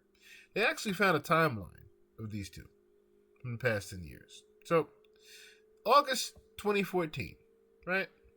I'll just show you guys real quick. Because we're going to go through these. We're going to go through these real quick. So, August 2014, Katt swiped at Hart while criticizing athletes like Shaq who attempted comedy, right? One of the earliest examples of the pair's squabble happened in August 2014 when Katt Williams spoke to TMZ Sports, and when asked who he thought was the funniest athlete, Williams didn't hold back. I think that Shaq and Russell Simmons should get out of comedy and stay in their lane. Williams said, they don't see us as making a league of professional basketball players under 6 foot, so what qualifies these dudes? Williams then called Shaquille O'Neal a bum and looped Hart into his remarks. Get out of here, you bum, before I take the rest of you girls like you took Kevin Hart from me. Williams said, I want my bitch back. Now, I always wondered what he actually meant by that. By I want my bitch back.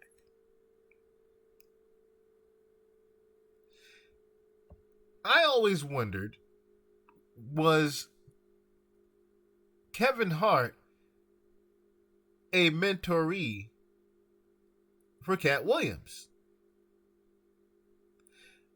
That is what I'm starting to think now. Kevin Hart was once, as you could say, the Daniel son to Mr. Wasabi.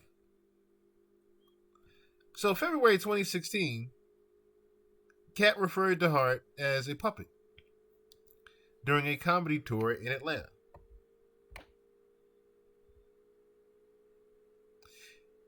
You can see him with Dave Chappelle and Chris Rock here. It says, according to Vibe, Katt Williams was on the road for his conspiracy theory tour, ironically, in February 2016. See, I told you, he was on the whole Illuminati run. When he mentioned Hart during a stop at the Phillips Arena in Atlanta. I've already proven that if the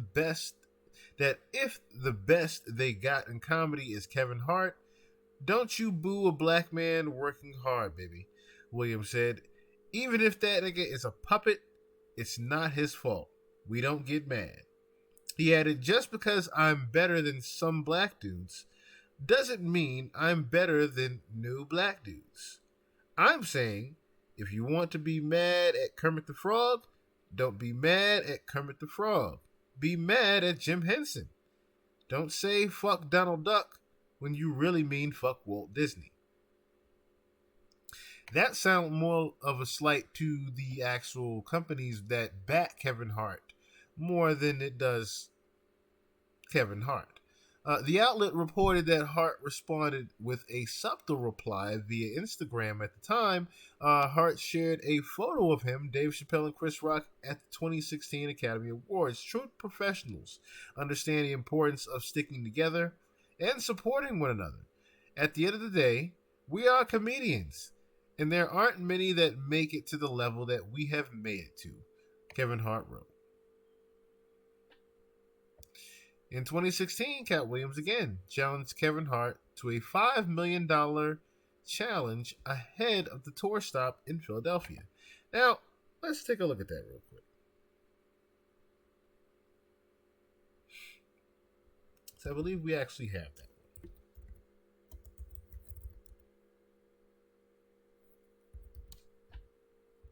Yes, let's take a look at that real quick. Katt Williams actually challenges Kevin Hart to the battle here.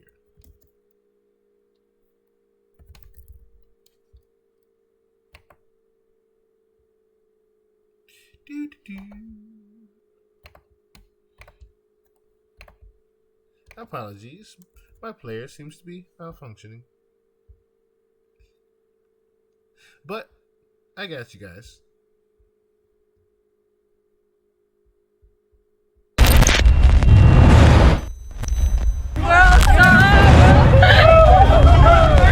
See, I seen your stuff on social media, boy, I know what you do. But you do it for play. If you do it for real, here it is, Kevin. I got a show at your hometown in Philly. I'm gonna tape my special there. On that stage, we can put whatever you want. A full court basketball court, a boxing ring, 2 microphones for a rap cipher, or you can get your ass dusted in comedy on that stage. But it's $1 million up for each one. That's $5 million, Mr. 28 million in Forbes. I'll be bringing mine in cash, Mitch. Bring yours however you want. And since you're not a puppet, don't bring no white people with you then. That's a $5 million bet individually. You can take it all, or you can take it part and parcel. This is the new movement.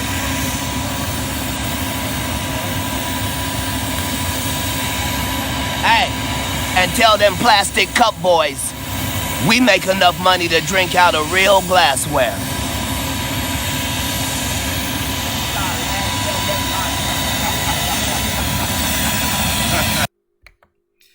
Katt has been going at Kevin Hart for over a decade and has not pumped brakes whatsoever.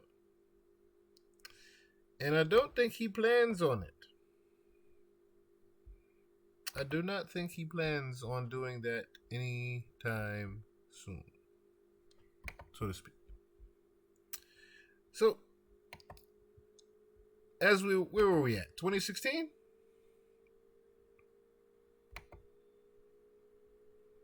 We were at 2016? Where he does the challenge. Okay. So, then he goes publicly and apologizes to Kevin Hart during a radio show interview. Which, this in particular, I started to question. I truly started to question. And when you watch this interview, you'll understand exactly what I'm talking about. When I start to question things. Was this really a sincere apology? Was he paid to do this? Or is that even the real him? It's the hottest dish in the streets. It's what everyone's talking about on Facebook. Twitters and Facebooks and all that stuff. It's what everyone tweeting about. Twitter stalking, Facebook groupie. It's time for Big Tigger's trending topics. Yeah, that's trending topics. Find out what's trending now with Big Tigger. Oh, he did not dump me for that. On V103. All righty, ladies and gentlemen, boys and girls, time for the trending topics. Big Tig back at work. What's happening with you? You good? Nice. Ladies and gentlemen, boys and girls, I had a whole litany of things I was going to talk about, but since he strolled in so very casually, and we appreciate his presence right here at V103 in Atlanta, I would like to introduce none other than Katt Williams. What up, Katt? How are you, sir? As I was when I came at you, I wanted to be as egregious when I came to deliver my apology for that. Thank you, sir. And not to overstep, but I also owe a humongous apology to Kevin Hart. And so I wanted you to be the person that got that as well. It doesn't matter how accurate you are. Even Steph Curry on occasion misses a shot. Mm-hmm. Now, he would be delusional if he acted like we didn't just see that he had an air ball, or we didn't just see that he, made a mistake, that he shot a brick. Right. He would be stupid if he went, no, that went in. No, Steph, it didn't go in. Yeah, all of them go in. No, Steph, all of them don't go in. Okay. So I should have, this is what happened. Atlanta means so much to me because of the years prior to Pimp Chronicles and the years after Pimp Chronicles, and how consistent Atlanta has been with their love for me, to the point that people often think I'm from Atlanta. Mm-hmm. So when I did the show at Phillips, I kind of lost myself, and I didn't do my stand-up performance. I actually did an hour of talking to Atlanta because I love Atlanta, and I made a lot of mistakes and said a lot of things that just be in Katt Williams' head, but I was not talking to the world. I was talking to the city of Atlanta. Got you. And I should have never mentioned Kevin Hart's name. That is the reigning king of comedy if you ask for popular consensus. So now, the fact that he's a black man like me, and the fact that I attacked him with such vitriol at a time when our country is already divided in every way it could be divided, racially, politically, economically, socially, religiously. Like,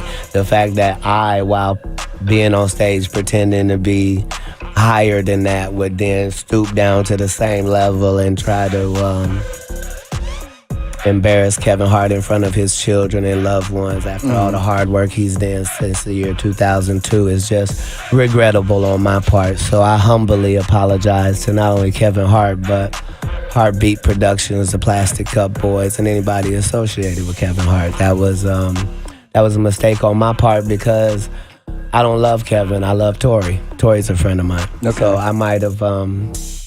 It doesn't matter. I don't need an excuse. I'm sorry for. Now you heard that. I don't love Kevin. I love Tori. Tori is a friend of mine, which begs the question: how long ago does Tori Hart actually go back with Katt Williams? That this actual her going on tour with Katt has now fruitioned. You heard it just right there. And this is what? Almost, if we're looking at the timeline, that was back in 2016. So this is about 8 years ago now. So yeah, there actually is an evident history between Tori Hart and Katt Williams. Having mentioned Kevin's name at all. Having said that, I didn't make a total mistake. I meant to cut the snake, but I meant to cut the head of the snake. So my special will no longer be in Philly. It'll be in New York at the Barclays, where I cut off the head of Chris Rock. Step and Fetch It, Coon number 1. Wait. My special will be called Smaller and Brighter. You know, like bigger and blacker. And I'll deal with Chris Rock there in New York. What's the problem with Chris Rock now? I'll acknowledge that when I get to it. Okay. I've already made enough missteps, and I just got done doing back-to-back apologies for the first time in my life. Amazing. So that's what it is. So, okay, we got that. And on to the next, sir. Sorry, listeners. I know this is now fun radio. Why won't they play some music? Yeah, I tell you what. Let's play some commercials and come back and talk. Yes, some more. that's what they want. That's what we because I got to get paid. Let's make too. these bills. Katt Williams. So, Katt went on to apologize to Kevin, but then immediately fire at Chris Rock. So that's why I said this isn't the first time that Katt Williams has fired off on either radio or some type of form of media, and then went on tour immediately after. Now, what actually followed behind this was 2 years later, unfortunately, when Katt would then go on radio and have the Wanda incident happen. But it wasn't just the Wanda incident. It was him going at Hollywood and Tiffany Haddish being an industry plant. Nation V103, the ATL's number 1 for hip hop and R&B. Red Grant is in the studio Yes. performing live with you this weekend. I know, I'm so excited. One of my favorites. One of my favorites. You have Funny- always been one of funny my guy. favorites. Yes. So you're doing tonight and then tomorrow with Wanda, right? Having a deal with anybody. You did them by yourself? Yes, I own them 100%. I have the top 2 comedy specials on Showtime, HBO, Comedy Central, and we just moved to Netflix. Yeah. That's why they don't. I didn't know promote. that. Nobody does. They don't promote it or sell the items after they come out because I own them, lock, stock, and barrel, and I don't have any Caucasian partners or people that invest. I'm 50. I've never had a bank loan or a car lease in my life. Are you serious? That's correct. So has, we always hear like these comedians coming to say, oh, they got the big Netflix deal. Has like Netflix or anybody ever hit Katt Williams and said, I'm on my 15th consecutive 100 city tour. On the exact day that Monique was asking for a Netflix boycott, Netflix had just cut me a check for $2 million for the special that I got paid $300,000 to do in Jacksonville. Alrighty then. Are you serious? Or I'm really good at jokes, you tell me. No, I think you serious, bro. I just say, are you serious? Because that's interesting news that people Thanks need to to know. Atlanta, Pimp Chronicles has already grossed over $24 million alone as one special. Wow. Because of Atlanta. Like there are parts of the population that feel like I'm from Atlanta and I'm from Ohio and have never said anything differently. Right. Well, what's your thoughts on Netflix? I mean, they're giving deals. Like we just heard, Tiffany Haddish just got a deal as well, and I mean, they're opening up things to comics, and for them to open up a door like that. What are your honest thoughts about Netflix? Well, everybody has to understand that Netflix doesn't have an opinion on stand-up comedy. They base what they pay you by the amount of ticket sales for your last tour. So Monique's last tour had 316,000 tickets. Therefore, that's what she got offered. My last tour had $2.4 million tickets, and so that's what the offer was. Wow. So if people understand that it's not personal. Personal, right. Then they could just, I didn't know that. for free, take their ass to work and get their numbers up. Yeah. Dude, But Netflix don't call nobody. That's the joke. The joke is, Netflix ain't giving me... First of all, Netflix ain't call you. Knock it off. Is Coca-Cola knocking on people's door to see what type of beverage they having today? So they go by those ticket sales. That's dope. What else could they go by? Yeah. And I thought it was like popularity. What comedian don't think everybody can't wait for their next special?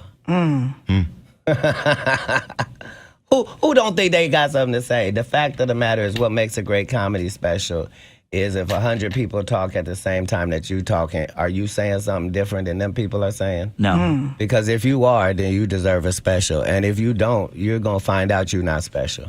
Because they're going to let you do your special, Gerard Carmichael, but nobody's going to watch it. They're going to let you be a star, Lil Rel, but you ugly.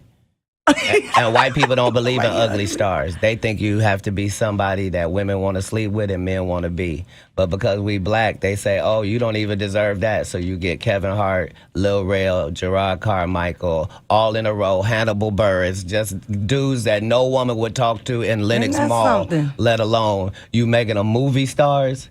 Why? Because you know ain't nobody gonna sleep with him. You only got Tiffany Haddish. She been doing comedy since she was 16. You can't tell me your favorite Tiffany Haddish joke. Why? Because she ain't done a tour yet.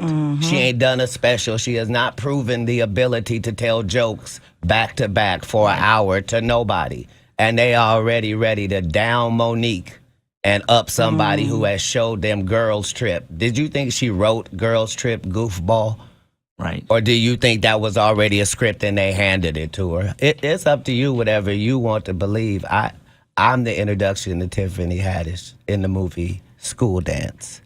The clip for School Dance has been seen more times than the movie has. That's just a fact. But the movie the Girls Trip movie? Yes, ma'am. The one with with three of our greatest black actresses in it? You mean that one? Right. But I'm just saying, Tiffany Haddish. Ma'am, you could have had that role and everything that happened would have happened unless you thought you were necessary to write the Saturday Night Live monologue. I'm a writer. I only care about what you write. I don't care about what you read. Everybody can read that can read. What did you think about the movie, though? I laughed from beginning to end. I felt like... I thought it was a great script when I saw it in 2004. Right. Wow. In 2004. Wow. Yeah, I have it. I'm so happy for her though because that's what it do. That that's baby, what it do. I tear up thinking about the break that she got. And to see her do her thing. She passed 46 female black comedians that I know personally that I put on tour who have a hard time getting a chicken sandwich from Chick-fil-A after they headline 7 shows at a club for $2,500 a week. But people like real, and that's why they like her. Is that what they like? They love real. Oh, because everybody's real then. So don't trip. No, they like wherever Tiffany you Haddish at under the sound of my voice. Real. Do you have a real co-worker? Right. Do you have a ratchet friend? Do you have a sister? Do you have a cousin? Do you have a nephew? Do you have a niece? Is they so ghetto? When did that become marketable? Knock it off. They like her because she want to sleep with a white man. That's why the only thing she said was, I want to give it to Brad Pitt. The only thing before that in the movie with me is I slept with this white man and I got a white baby. She had a white husband for the 14 years she been doing comedy. And then all of a sudden divorced him. Then said he abused her. Then wrote a book. Then said he didn't. And then now we're at Brad Pitt. So, hey, you can say whatever you want. She said she got a disease for JJ. Don't nobody check for that. You cannot shut up Katt Williams. And if you do, I applaud you. It's one thing. But he had a lot of smoke for Tiffany Haddish, as you can see. Back then. He was very adamant about letting people know that Tiffany Haddish was very similar to Kevin Hart as far as being an industry plant. And if you notice, on that Breakfast Club interview, Kevin Hart had Tiffany Haddish with him. And it looked as if Tiffany Haddish was doing a, I don't know, mentorship for Kevin Hart. That's what it looked like to me. But what Katt Williams is getting at here is that Tiffany Haddish has not had any type of work done similar to a lot of the Moniques and Linnells that have came before her. Which he's actually right. Monique has had many specials. Tiffany Haddish has had none. Monique has been in quite a few movies that have had enormous success. Tiffany Haddish has had Girls Trip. even since then. That is it. And if we're going to actually think about things as far as the girls' trip timeline, if he had the script back in 2004, one needs to actually ask themselves, if he had the script in 2004, and he was that popular even back then, because Pimp Chronicles was 2006, which we'll talk about in a few. Pimp Chronicles was 2006. He was at the top of his game, which could have been very true for him to have the script in 2004. Because in 2002, he did Friday After Next as Money Mike the Pimp, his breakout role. So, if he indeed had the script for Girls Trip in 2004, who's to say that he didn't have the script for the 2004 film Soul Plane?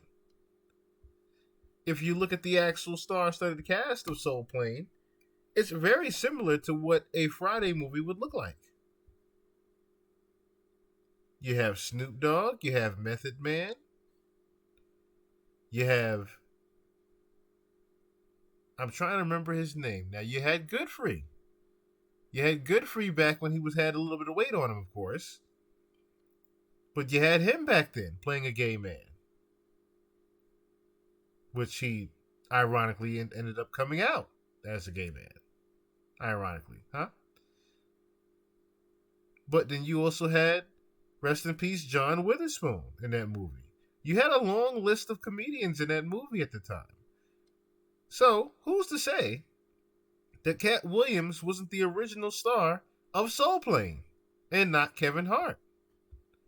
And maybe that is what has gotten under Katt Williams' skin. I support Linnell, Melanie Camacho, Miss Laura, all the people that got skipped over in the list between now and then. It's no shade to nobody. Yeah, Melanie's well taken in too. People really love Melanie. I love the fact that you took her out on tour. Martin Lawrence took her out on tour. Chris Tucker took Melanie out on tour. And when she comes to Atlanta, she does well. That's not the point. The point is... She's not there. The point is, we are in the only business where as a black woman, what you look like is not supposed to be held against you. And time again, they show you that you can be sidetracked by anything light-skinned. So, knock it off. All right, let's take a quick break.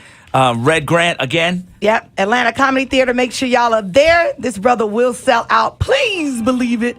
Atlanta Comedy Theater. Make sure y'all are in the building. If you want tickets, text my name right now, Wanda, to 41411. Get your ticket, shouted. We'll come right back. You hanging out some more, right? Yeah. Red? Okay, cool. We'll be right back. Red, you were talking about your daughters trying to be smarter than you? Yeah, they always trying to be smarter than me. How old is she, though? She's Take off them old ass clothes you got on. How about that? Yeah, they're old. Versace, yeah.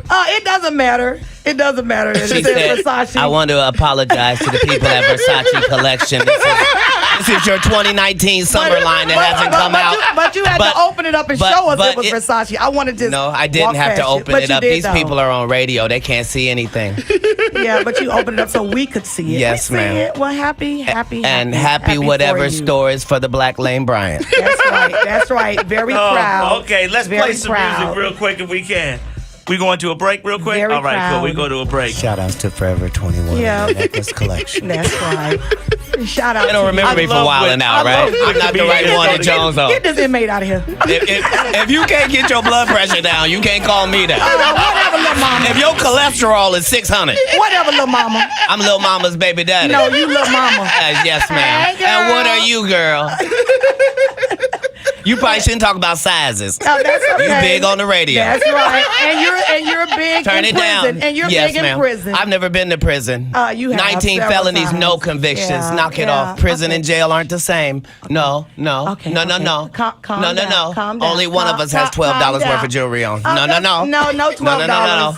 That all is available. If you want to have Wanda's jewelry, please go to Citgo or Quick Trip at any point. If you buy 2 packs of Newport Import 100s. They will give you everything Wanda has on right now for $7.99, and it comes with a free car wash. Won't you come on down? Yes, thank you. Absolutely. We appreciate it. Go The Shay, show please starts come at get 9. her. Wanda gets to the stage at 9:17. Go Please come Shay. on down. Go Shay, please come get Miss Katt and do her hair. She's almost out of breath. Be careful now. Even on the radio, you can hear the fact that exercise has crept into her vocabulary. Hurry up, little mama. We're done. You already used that one. Don't repeat your jokes, Fresh Comic. Go ahead. We'll go to Get break. your ass out of here. As you can see, do not fire at Mr. Katt Williams.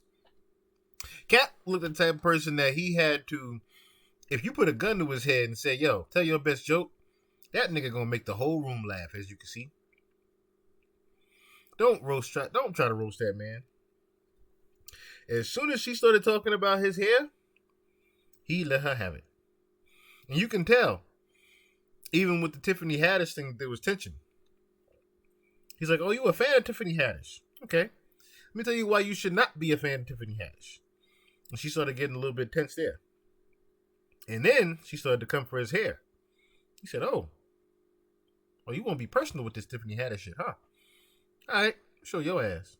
And then she started to joke on the coat, which was Versace. You gonna joke on that man Versace blazer he got on? Oh, okay. Now you're really about to get it. And he let her have it, unfortunately. But without getting too far off topic, that would not be the end of the Kevin Hart Katt Williams war. So later on that year in 2018, Kevin Hart finally got on to The Breakfast Club and decided to let things be known with Miss Tiffany Haddish at his side.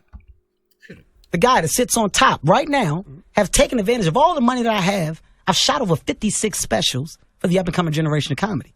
Why? Because I'm trying to create opportunities for others. Rather than complaining about it, I'm fixing it. I'm putting my money where my mouth is. I also take full responsibility for any and everything that I've done in the fucking business, good or bad.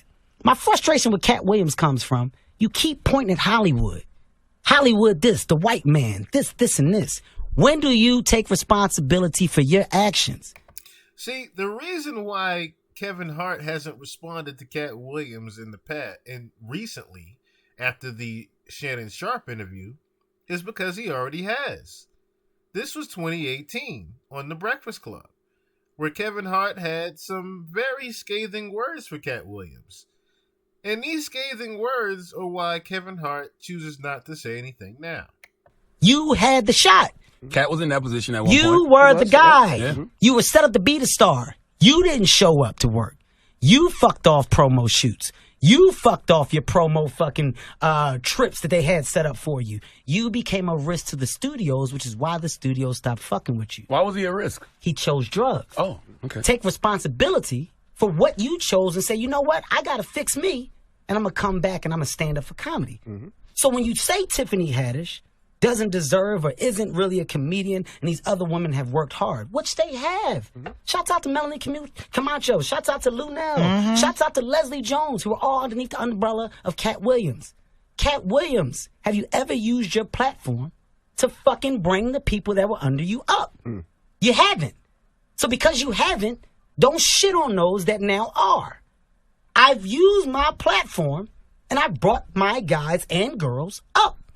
The brand of Kevin Hart is a brand that's expanded so fucking far, whether you like me or not. My presence in comedy will forever be felt because I'm a fucking boss. I sit on the top of it, and the opportunities I'm giving are the ones that I'm creating.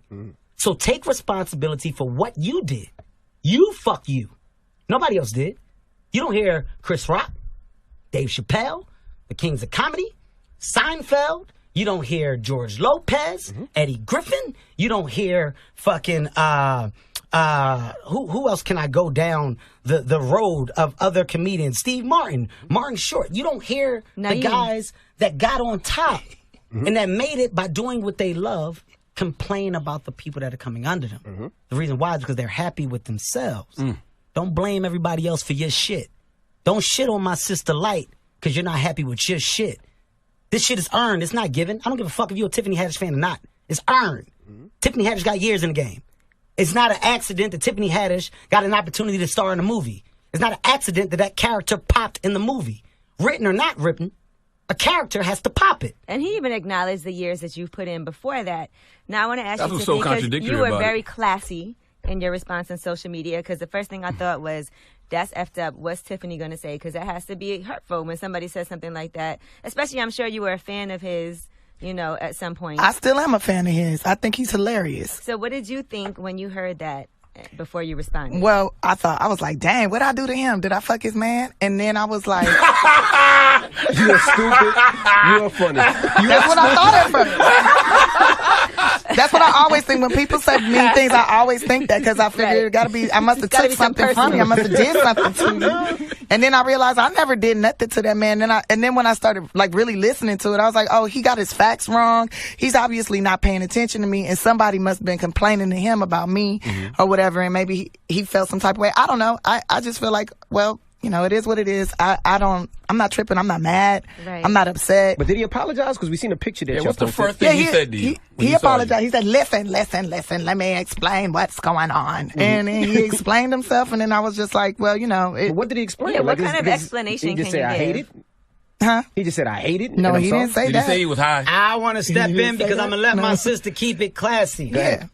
Somebody kicked my sister ball over the fence. I want it back. It doesn't matter what he said. It doesn't matter what the apology was. So you didn't like the apology? It's not about the apology. And I want to get this very clear. I want to make it very clear.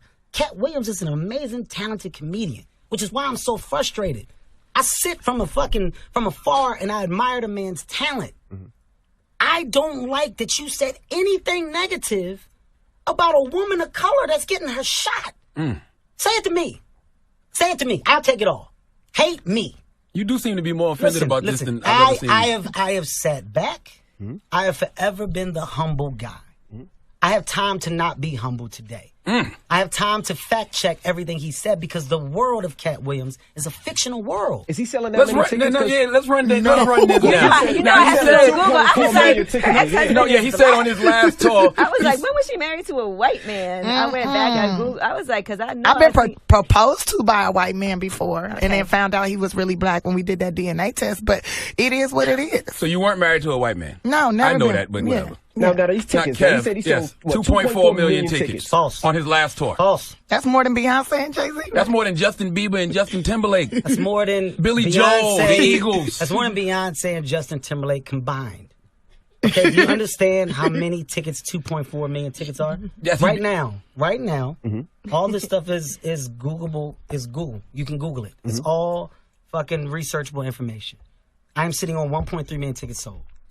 Shouts out to all the comedians that have given me the opportunity to get here because I wouldn't be able to do what I'm doing without them and their hard work. There is nobody close to me in ticket sales and comedy. And you on a worldwide tour. I am worldwide. I am on par with the likes of your Bruno Mars, your Jay-Z, and Beyonce. Okay? I'm up there with those people. So in comedy, it's unheard of to get those numbers. To throw out numbers like 2.4 million is ridiculous. That's false. It's not even close. Also, to say 15 consecutive 100-city tours, it's false. What are you doing? So where did you do the new stuff? When did you ever work on something? Consecutive means in a row. Where? There's a Forbes list every year that comes out. Go back to 2007, go back to 2006. Katt Williams has never been on it. Go back to my last 5 years in comedy. I have 1 year where I got number 1. This year I'll be number 1 again. I have 1 year where I was number 3. The other years I'm number 6, I'm number 7. These lists are researchable. The people on social media, on the internet, feed into words. You feed into diction. You don't feed into facts.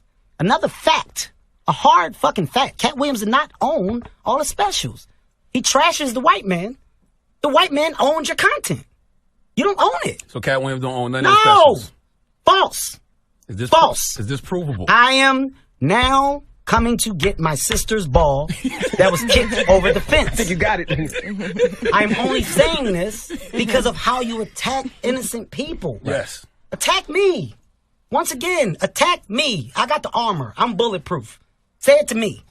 I'm going to ignore it. I'm only doing this because of what was said about innocent people that are working hard on their craft. And Tiffany does have an hour stand-up special She's on got Showtime 2. from the hood to Hollywood. She's got 2. She's got 2. Also, Netflix specials are not given by what you sell on the road. That's the most ridiculous shit I've ever heard in my life. That's not. Another fact. So it's not about tickets? No. What's that about? It's not about tickets. It's about your brand. It's about your return. If I'm a business and I want to invest a high amount of money in you, how am I getting my money back? Everybody can't demand the money if you can't justify how I'm getting my money back. Think business, people. Netflix is a business. All these announcements came out for the specials. I kept mine on the wraps just because. Netflix gave me $40 million. What? Whoa. This is a fact. We need better chance. Listen. Yeah, we need better chance than that. And we need new laptops. We need laptops too, man. And I would like an iPad. Charge a car if you feel like it. I told you he bought a new house. My kids gotta go to school. I gotta pay taxes. After taxes, it's only $20 million. The point that I'm making is that that's information. This is all researchable information if you go look for it. I just chose to keep it to myself because I don't care. I'm only saying this now because I'm fact-checking what was put out as fiction, okay? That's not how they give it. That's not how they do deals. With that being said, once again, when you look at all the comedians that are up and coming, young, old, whatever, as a comedian that's sitting in a position of power, if you got any financial growth, any financial success, put your money where your mouth is and you change it. So if you got a team of people, which he does, which are very funny. Once again, shouts out to Red Grant, Marilyn Camacho, Lunel, Leslie Jones, that was there for a minute. I know them all. I love all those people, but I can't name one of their jokes. It doesn't matter. I would never shit on them. Yeah, Instead, I would say, take your money and create opportunities for them so they can pop within your brand and make you better. Okay? All the negativity that I receive is from Katt Williams and Mike Epps. Ask yourself why. Those 2 people that fucked themselves over. They was in the same movie. I don't give a shit today. I got time to talk all the shit today. What'd you say, Tiff? All the shit. I said they both got their break in the same movie. They both popped on the same movie. Friday after next. So what happened with Mike Epps? Why does Mike Epps I'm saying in general, where does all the negativity come that comes to me? Do you get along with any of your peers? I get along with everybody. Michael Blackson and you had a little thing. But me and Mike Blackson are fine. That was you more guys about made me up. and Mike Blackson knowing each other for real. Mhm. You let this fiction shit take you out of the realm of saying you really know me. So at that moment, Mike, I'm like, dude, you know me. Like, enough is enough. You know that at this point, when all this shit is going down, you know how fucking serious it is. You know me. Like, we really are friends. I get it from everybody else. I don't give a shit. But you different. You know me. That's where me and Mike shit came in, but me and Mike are fine. I'm saying negativity. I'm saying shit talk. I'm saying the constant downing of people that sit in a position of success that have worked hard for it comes from people that have yet to realize their fuck up. This is simply me calling you out on your fuck ups. Stop pointing at other people. Stop pointing at Hollywood for your fuck up. Shit is changing. I sit as the biggest fucking comedy star in the world right now on an international level. Box office and goddamn touring. Stop talking to me about the opportunities that we're not getting because I'm creating them. Your fuck up. Take responsible for your fuck up. Don't kick my sister ball over the fence no more. Why you like you talking to your kids? Because they kicked her ball over the fucking fence. Sorry, I was on mute there. But yes, as you can see, like I said, Kevin Hart has already responded to Katt Williams once before. And he had a lot of scathing words for him. As well as Tiffany Haddish did as well. Now, of course, we all can fact check it. Tiffany Haddish was married to a black guy, actually. Twice. But Kevin Hart actually has a lot of facts as well. So, the real question is, why is Katt Williams actually going at anyone in Hollywood? Not just Tiffany Haddish and Kevin Hart. Why has he felt the need to just try to expose everybody? And it makes you wonder, why was Katt Williams blackballed from Hollywood in the first place? Well, I don't know if anyone paid attention to it, but he actually said what actually got him blackballed in the first place, and why he's chosen to even go at Kevin Hart, and why people think that he's somewhat bitter. Which, of course, Katt Williams, I should say. Katt Williams is not bitter in any form, shape, or fashion. As you can see, Katt Williams has plenty of money, gives plenty of it away, and he's not hurting for a dime. But needless to say, Katt Williams is definitely angry at the fact that the powers that be have more so put Kevin Hart in place of where Katt Williams would have been. And it is in front of the face of Katt Williams that gets him angry. But once again, when was it that exactly they blackballed him? I think we have the answer. Martin tried to put me in my first dress. When he had to go on his hiatus, he tell me, Katt, when I come back, I need you. You my young partner, you my brother in comedy. When I come back, just promise me that my next movie, it'll be me and you. We gonna do it together. We gonna do some buddy cop shit. I said, Martin, you got my motherfucking word, my nigga. Go do what you gotta do. When you come back, I'm in your movie. Don't trip. I don't need to see the script or nothing. You know, we get in that office and this fool pull out Big Mama's House 2. I almost died. And I gotta read this script from all these good white people. Where this nigga want me to get in a dress with him. And I'm literally saying to everybody, why is he in a dress again? You already played the old lady as an FBI agent. We can play anything now. We can be playing a dog catcher this time. Why do we need to be in a dress? And I get so mad, I say, you don't want me. You want Brandon T. Jackson. And that's who they went and got. Twice I said it, they went and got him. Just like I'm telling you, I had that other dude's work. I had all of it. All I did was say, I want to punch it up so it's not offensive to real niggas. And that's how I got in this position. I sure hope I have a Club Shay Shay after this air. It's going to be in a dimension it's never been. Yeah, it's going to be. And he was sure enough right, wasn't he? But as you clearly heard, that is how he got in the predicament that he's in. He tried to change the script of Big Mama's House 2, which was arguably one of the biggest films at the time. Well, not one of the biggest films at the time, but one of the biggest comedy sequels at the time because of the success of Big Mama's House 1. So, he gets one of the biggest comedians that's up and coming to try and go side by side with him, Martin Lawrence does. And as you can hear, it didn't go over well. Katt refused the dress. Similar to Dave Chappelle refusing the dress and then vanishing from Hollywood. Remember, Dave Chappelle was vanished from Hollywood after he refused the dress. He went on a complete rant and said it himself.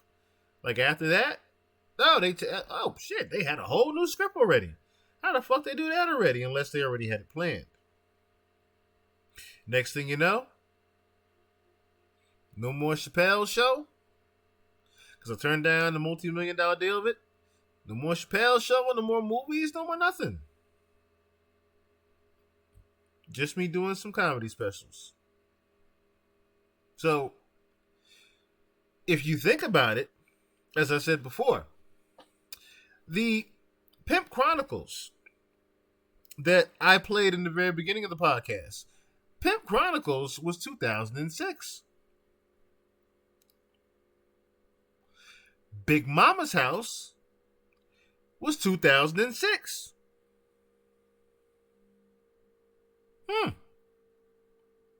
So isn't it ironic that he does the whole they sniffing coke in front of me in Hollywood and the movie executives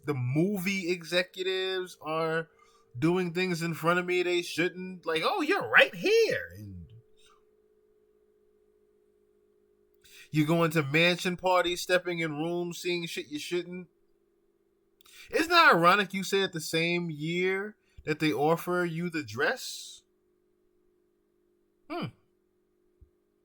Katt has been trying to tell people for the past 2006? He's been telling people the past 18 years. 18 damn years. 18 years he's been telling y'all, hey, this is what's behind the curtain. I can't show you everything. I can't tell you everything. But here you go. Look. He's been doing that for 18 years. Fucking with the Illuminati. 18 years he been poking that bear of the Illuminati. Needless to say, I think because there are people that have actually been coming out and saying it, that there's going to be another plethora of things that could happen to Katt Williams as far as a series of downfalls before they actually pick him off. Let us look back into the time, of course, when Mr. Katt Williams was dealing with a Suge Knight.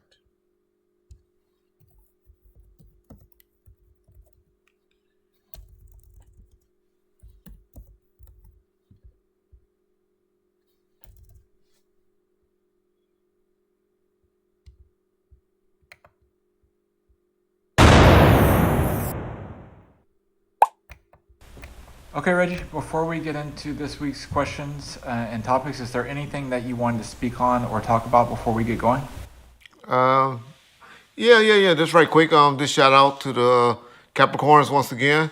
We made it kind of quick last segment, but shout out to you guys, and then also. This is Reggie Wright. Reggie Wright is a longtime confidant of Suge Knight's. We've had Reggie Wright before. I should say we've had Reggie Wright clips before on the podcast where Reggie Wright spoke about Diddy. Reggie Wright, like I said, has a long-term history with Death Row Records. We'll get into Reggie Wright's actual history with Death Row Records when it's time to, but let's just say that he's a very, very, very, very good friend of Suge Knight. If we can neglects to talk to Suge Knight about Katt Williams stories, then he don't know Suge Knight, and he shouldn't be involved in that with Suge, and because Suge got some great Katt Williams stories, and y'all would love it. And Katt is hot right now, right? Katt assassinated about 10 to 15 comedians with that segment that he did with our boy Shannon with the Shay Shay podcast. I mean, if y'all can't tell, didn't notice, that was written. These are things that he just laid out. That was planned. That was a planned Katt attack. I don't think Shannon knew that he was going to take over the podcast like that, but he did a hell of a job of scripting it out. A lot of the things y'all don't know, Katt been preaching I can't wait till this week to come up, because everybody going to be coming up with all of their tapings and with the iPhones and stuff of Katt Williams telling stories. I bet you at least 5 of those stories he tell pop up where he's been preaching since 2010.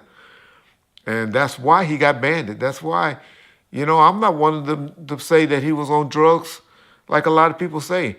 I don't think he did I don't believe Dave Chappelle was on drugs. I just think Dave Chappelle just went crazy and got into some black power shit or something like that to make him walk away from that $50 million deal he had with Comic View.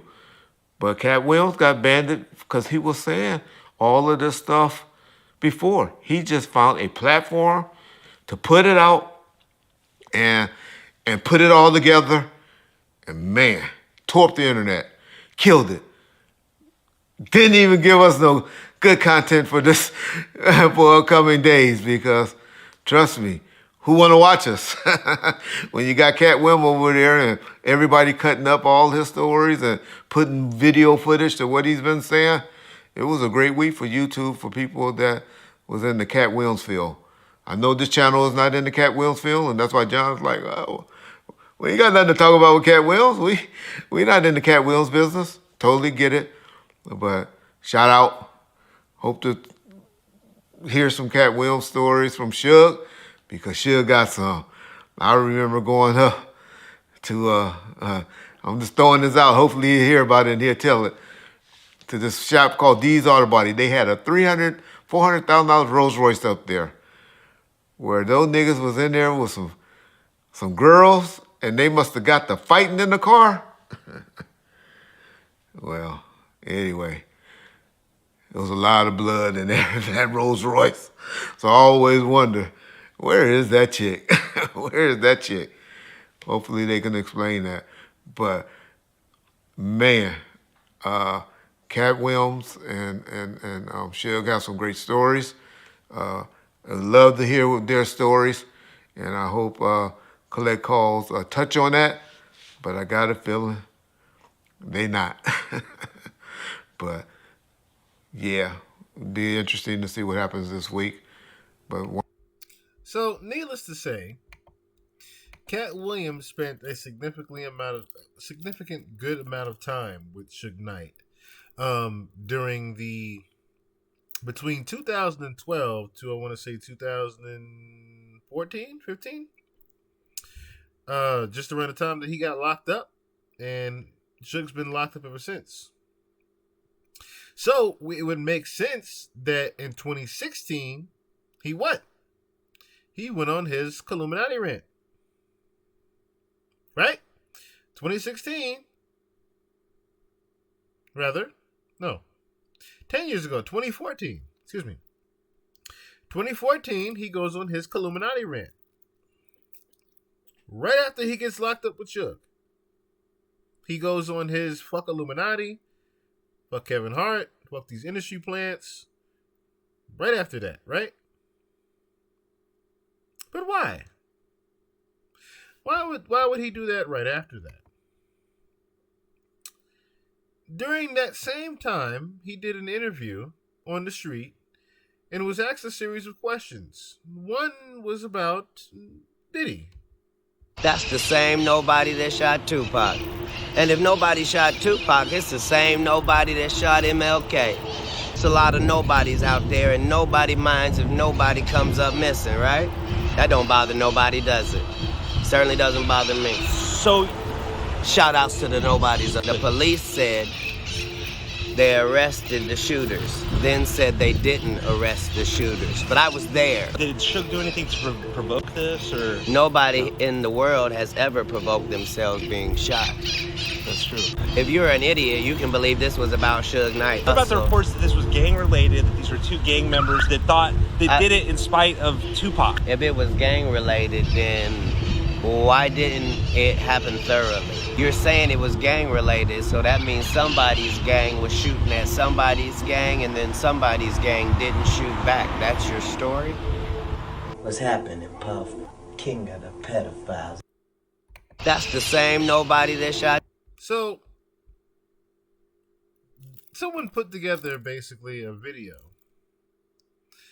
and they basically caught where he had subliminally answered back what his thoughts were on the whole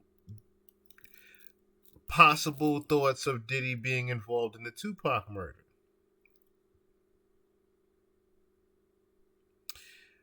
And it mainly came from him being asked about the involvement of Suge Knight.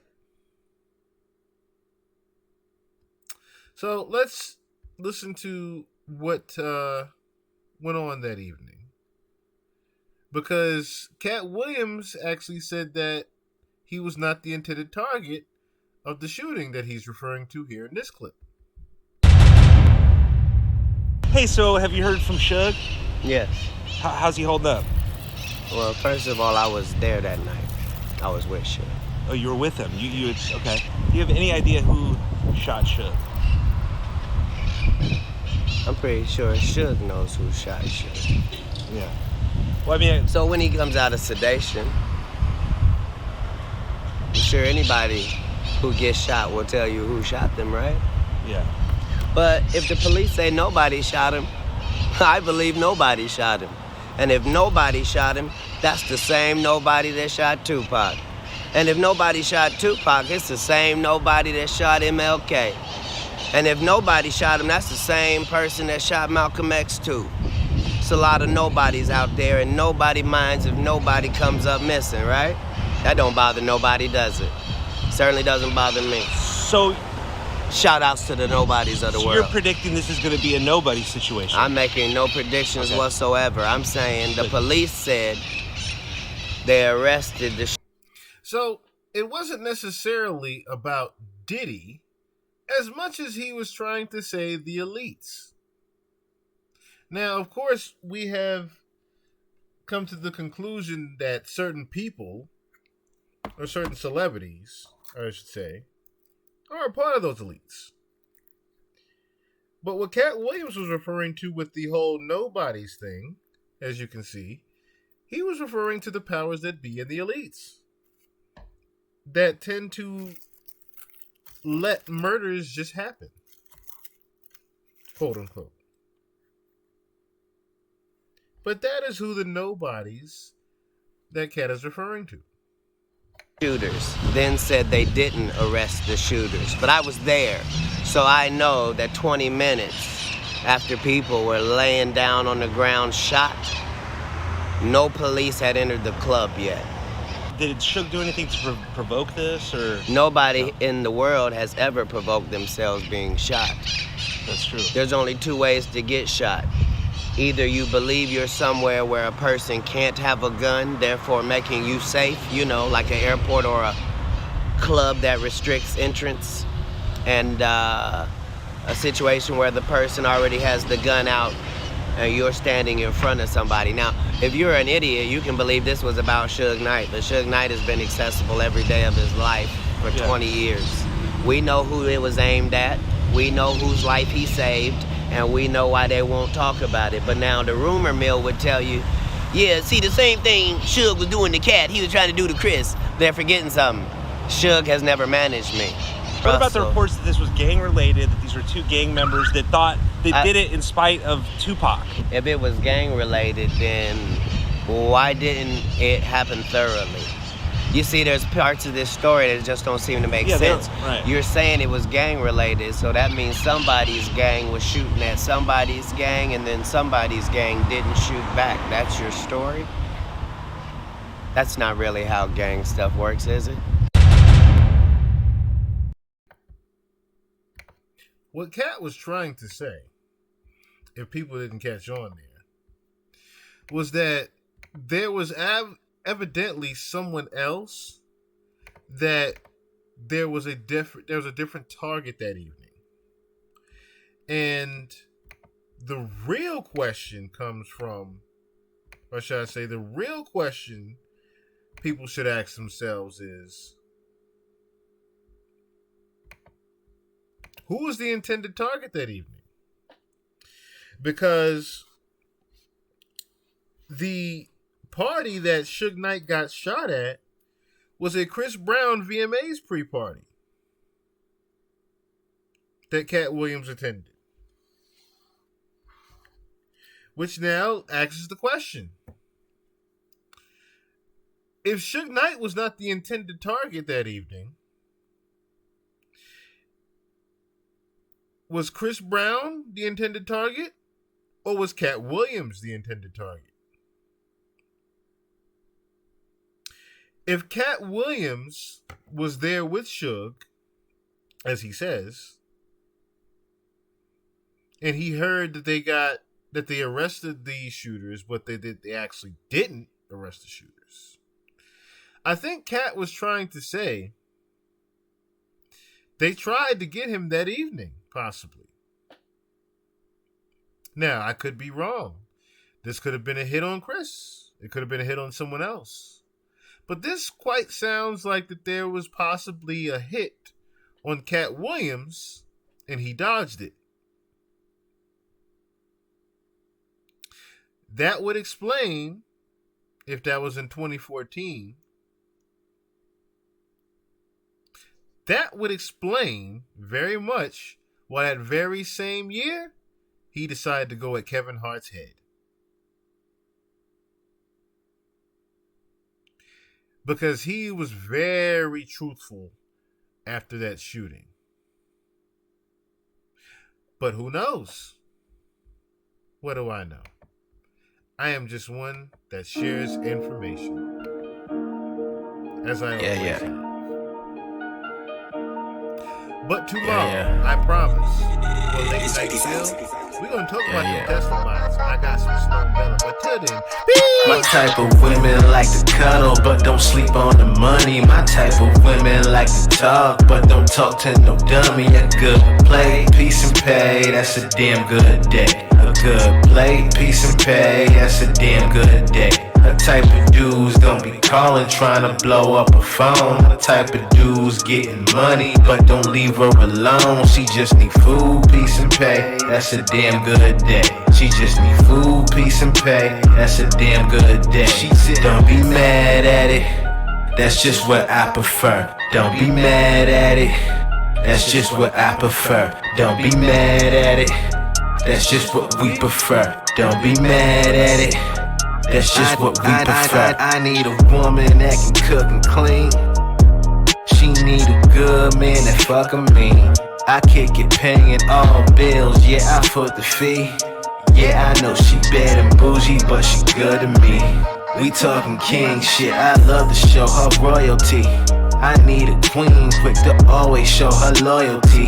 And when even a nigga off, she be on with me. She DEF the fuck boy, she supported G. That's how it always be.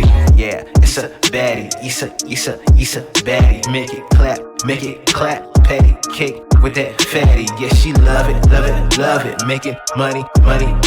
Keep it coming, hate but complaining and haters do nothing. My type of women like to cuddle, but don't sleep on the money. My type of women like to talk, but don't talk to no dummy. A good play, peace and pay, that's a damn good day. A good play, peace and pay, that's a damn good day.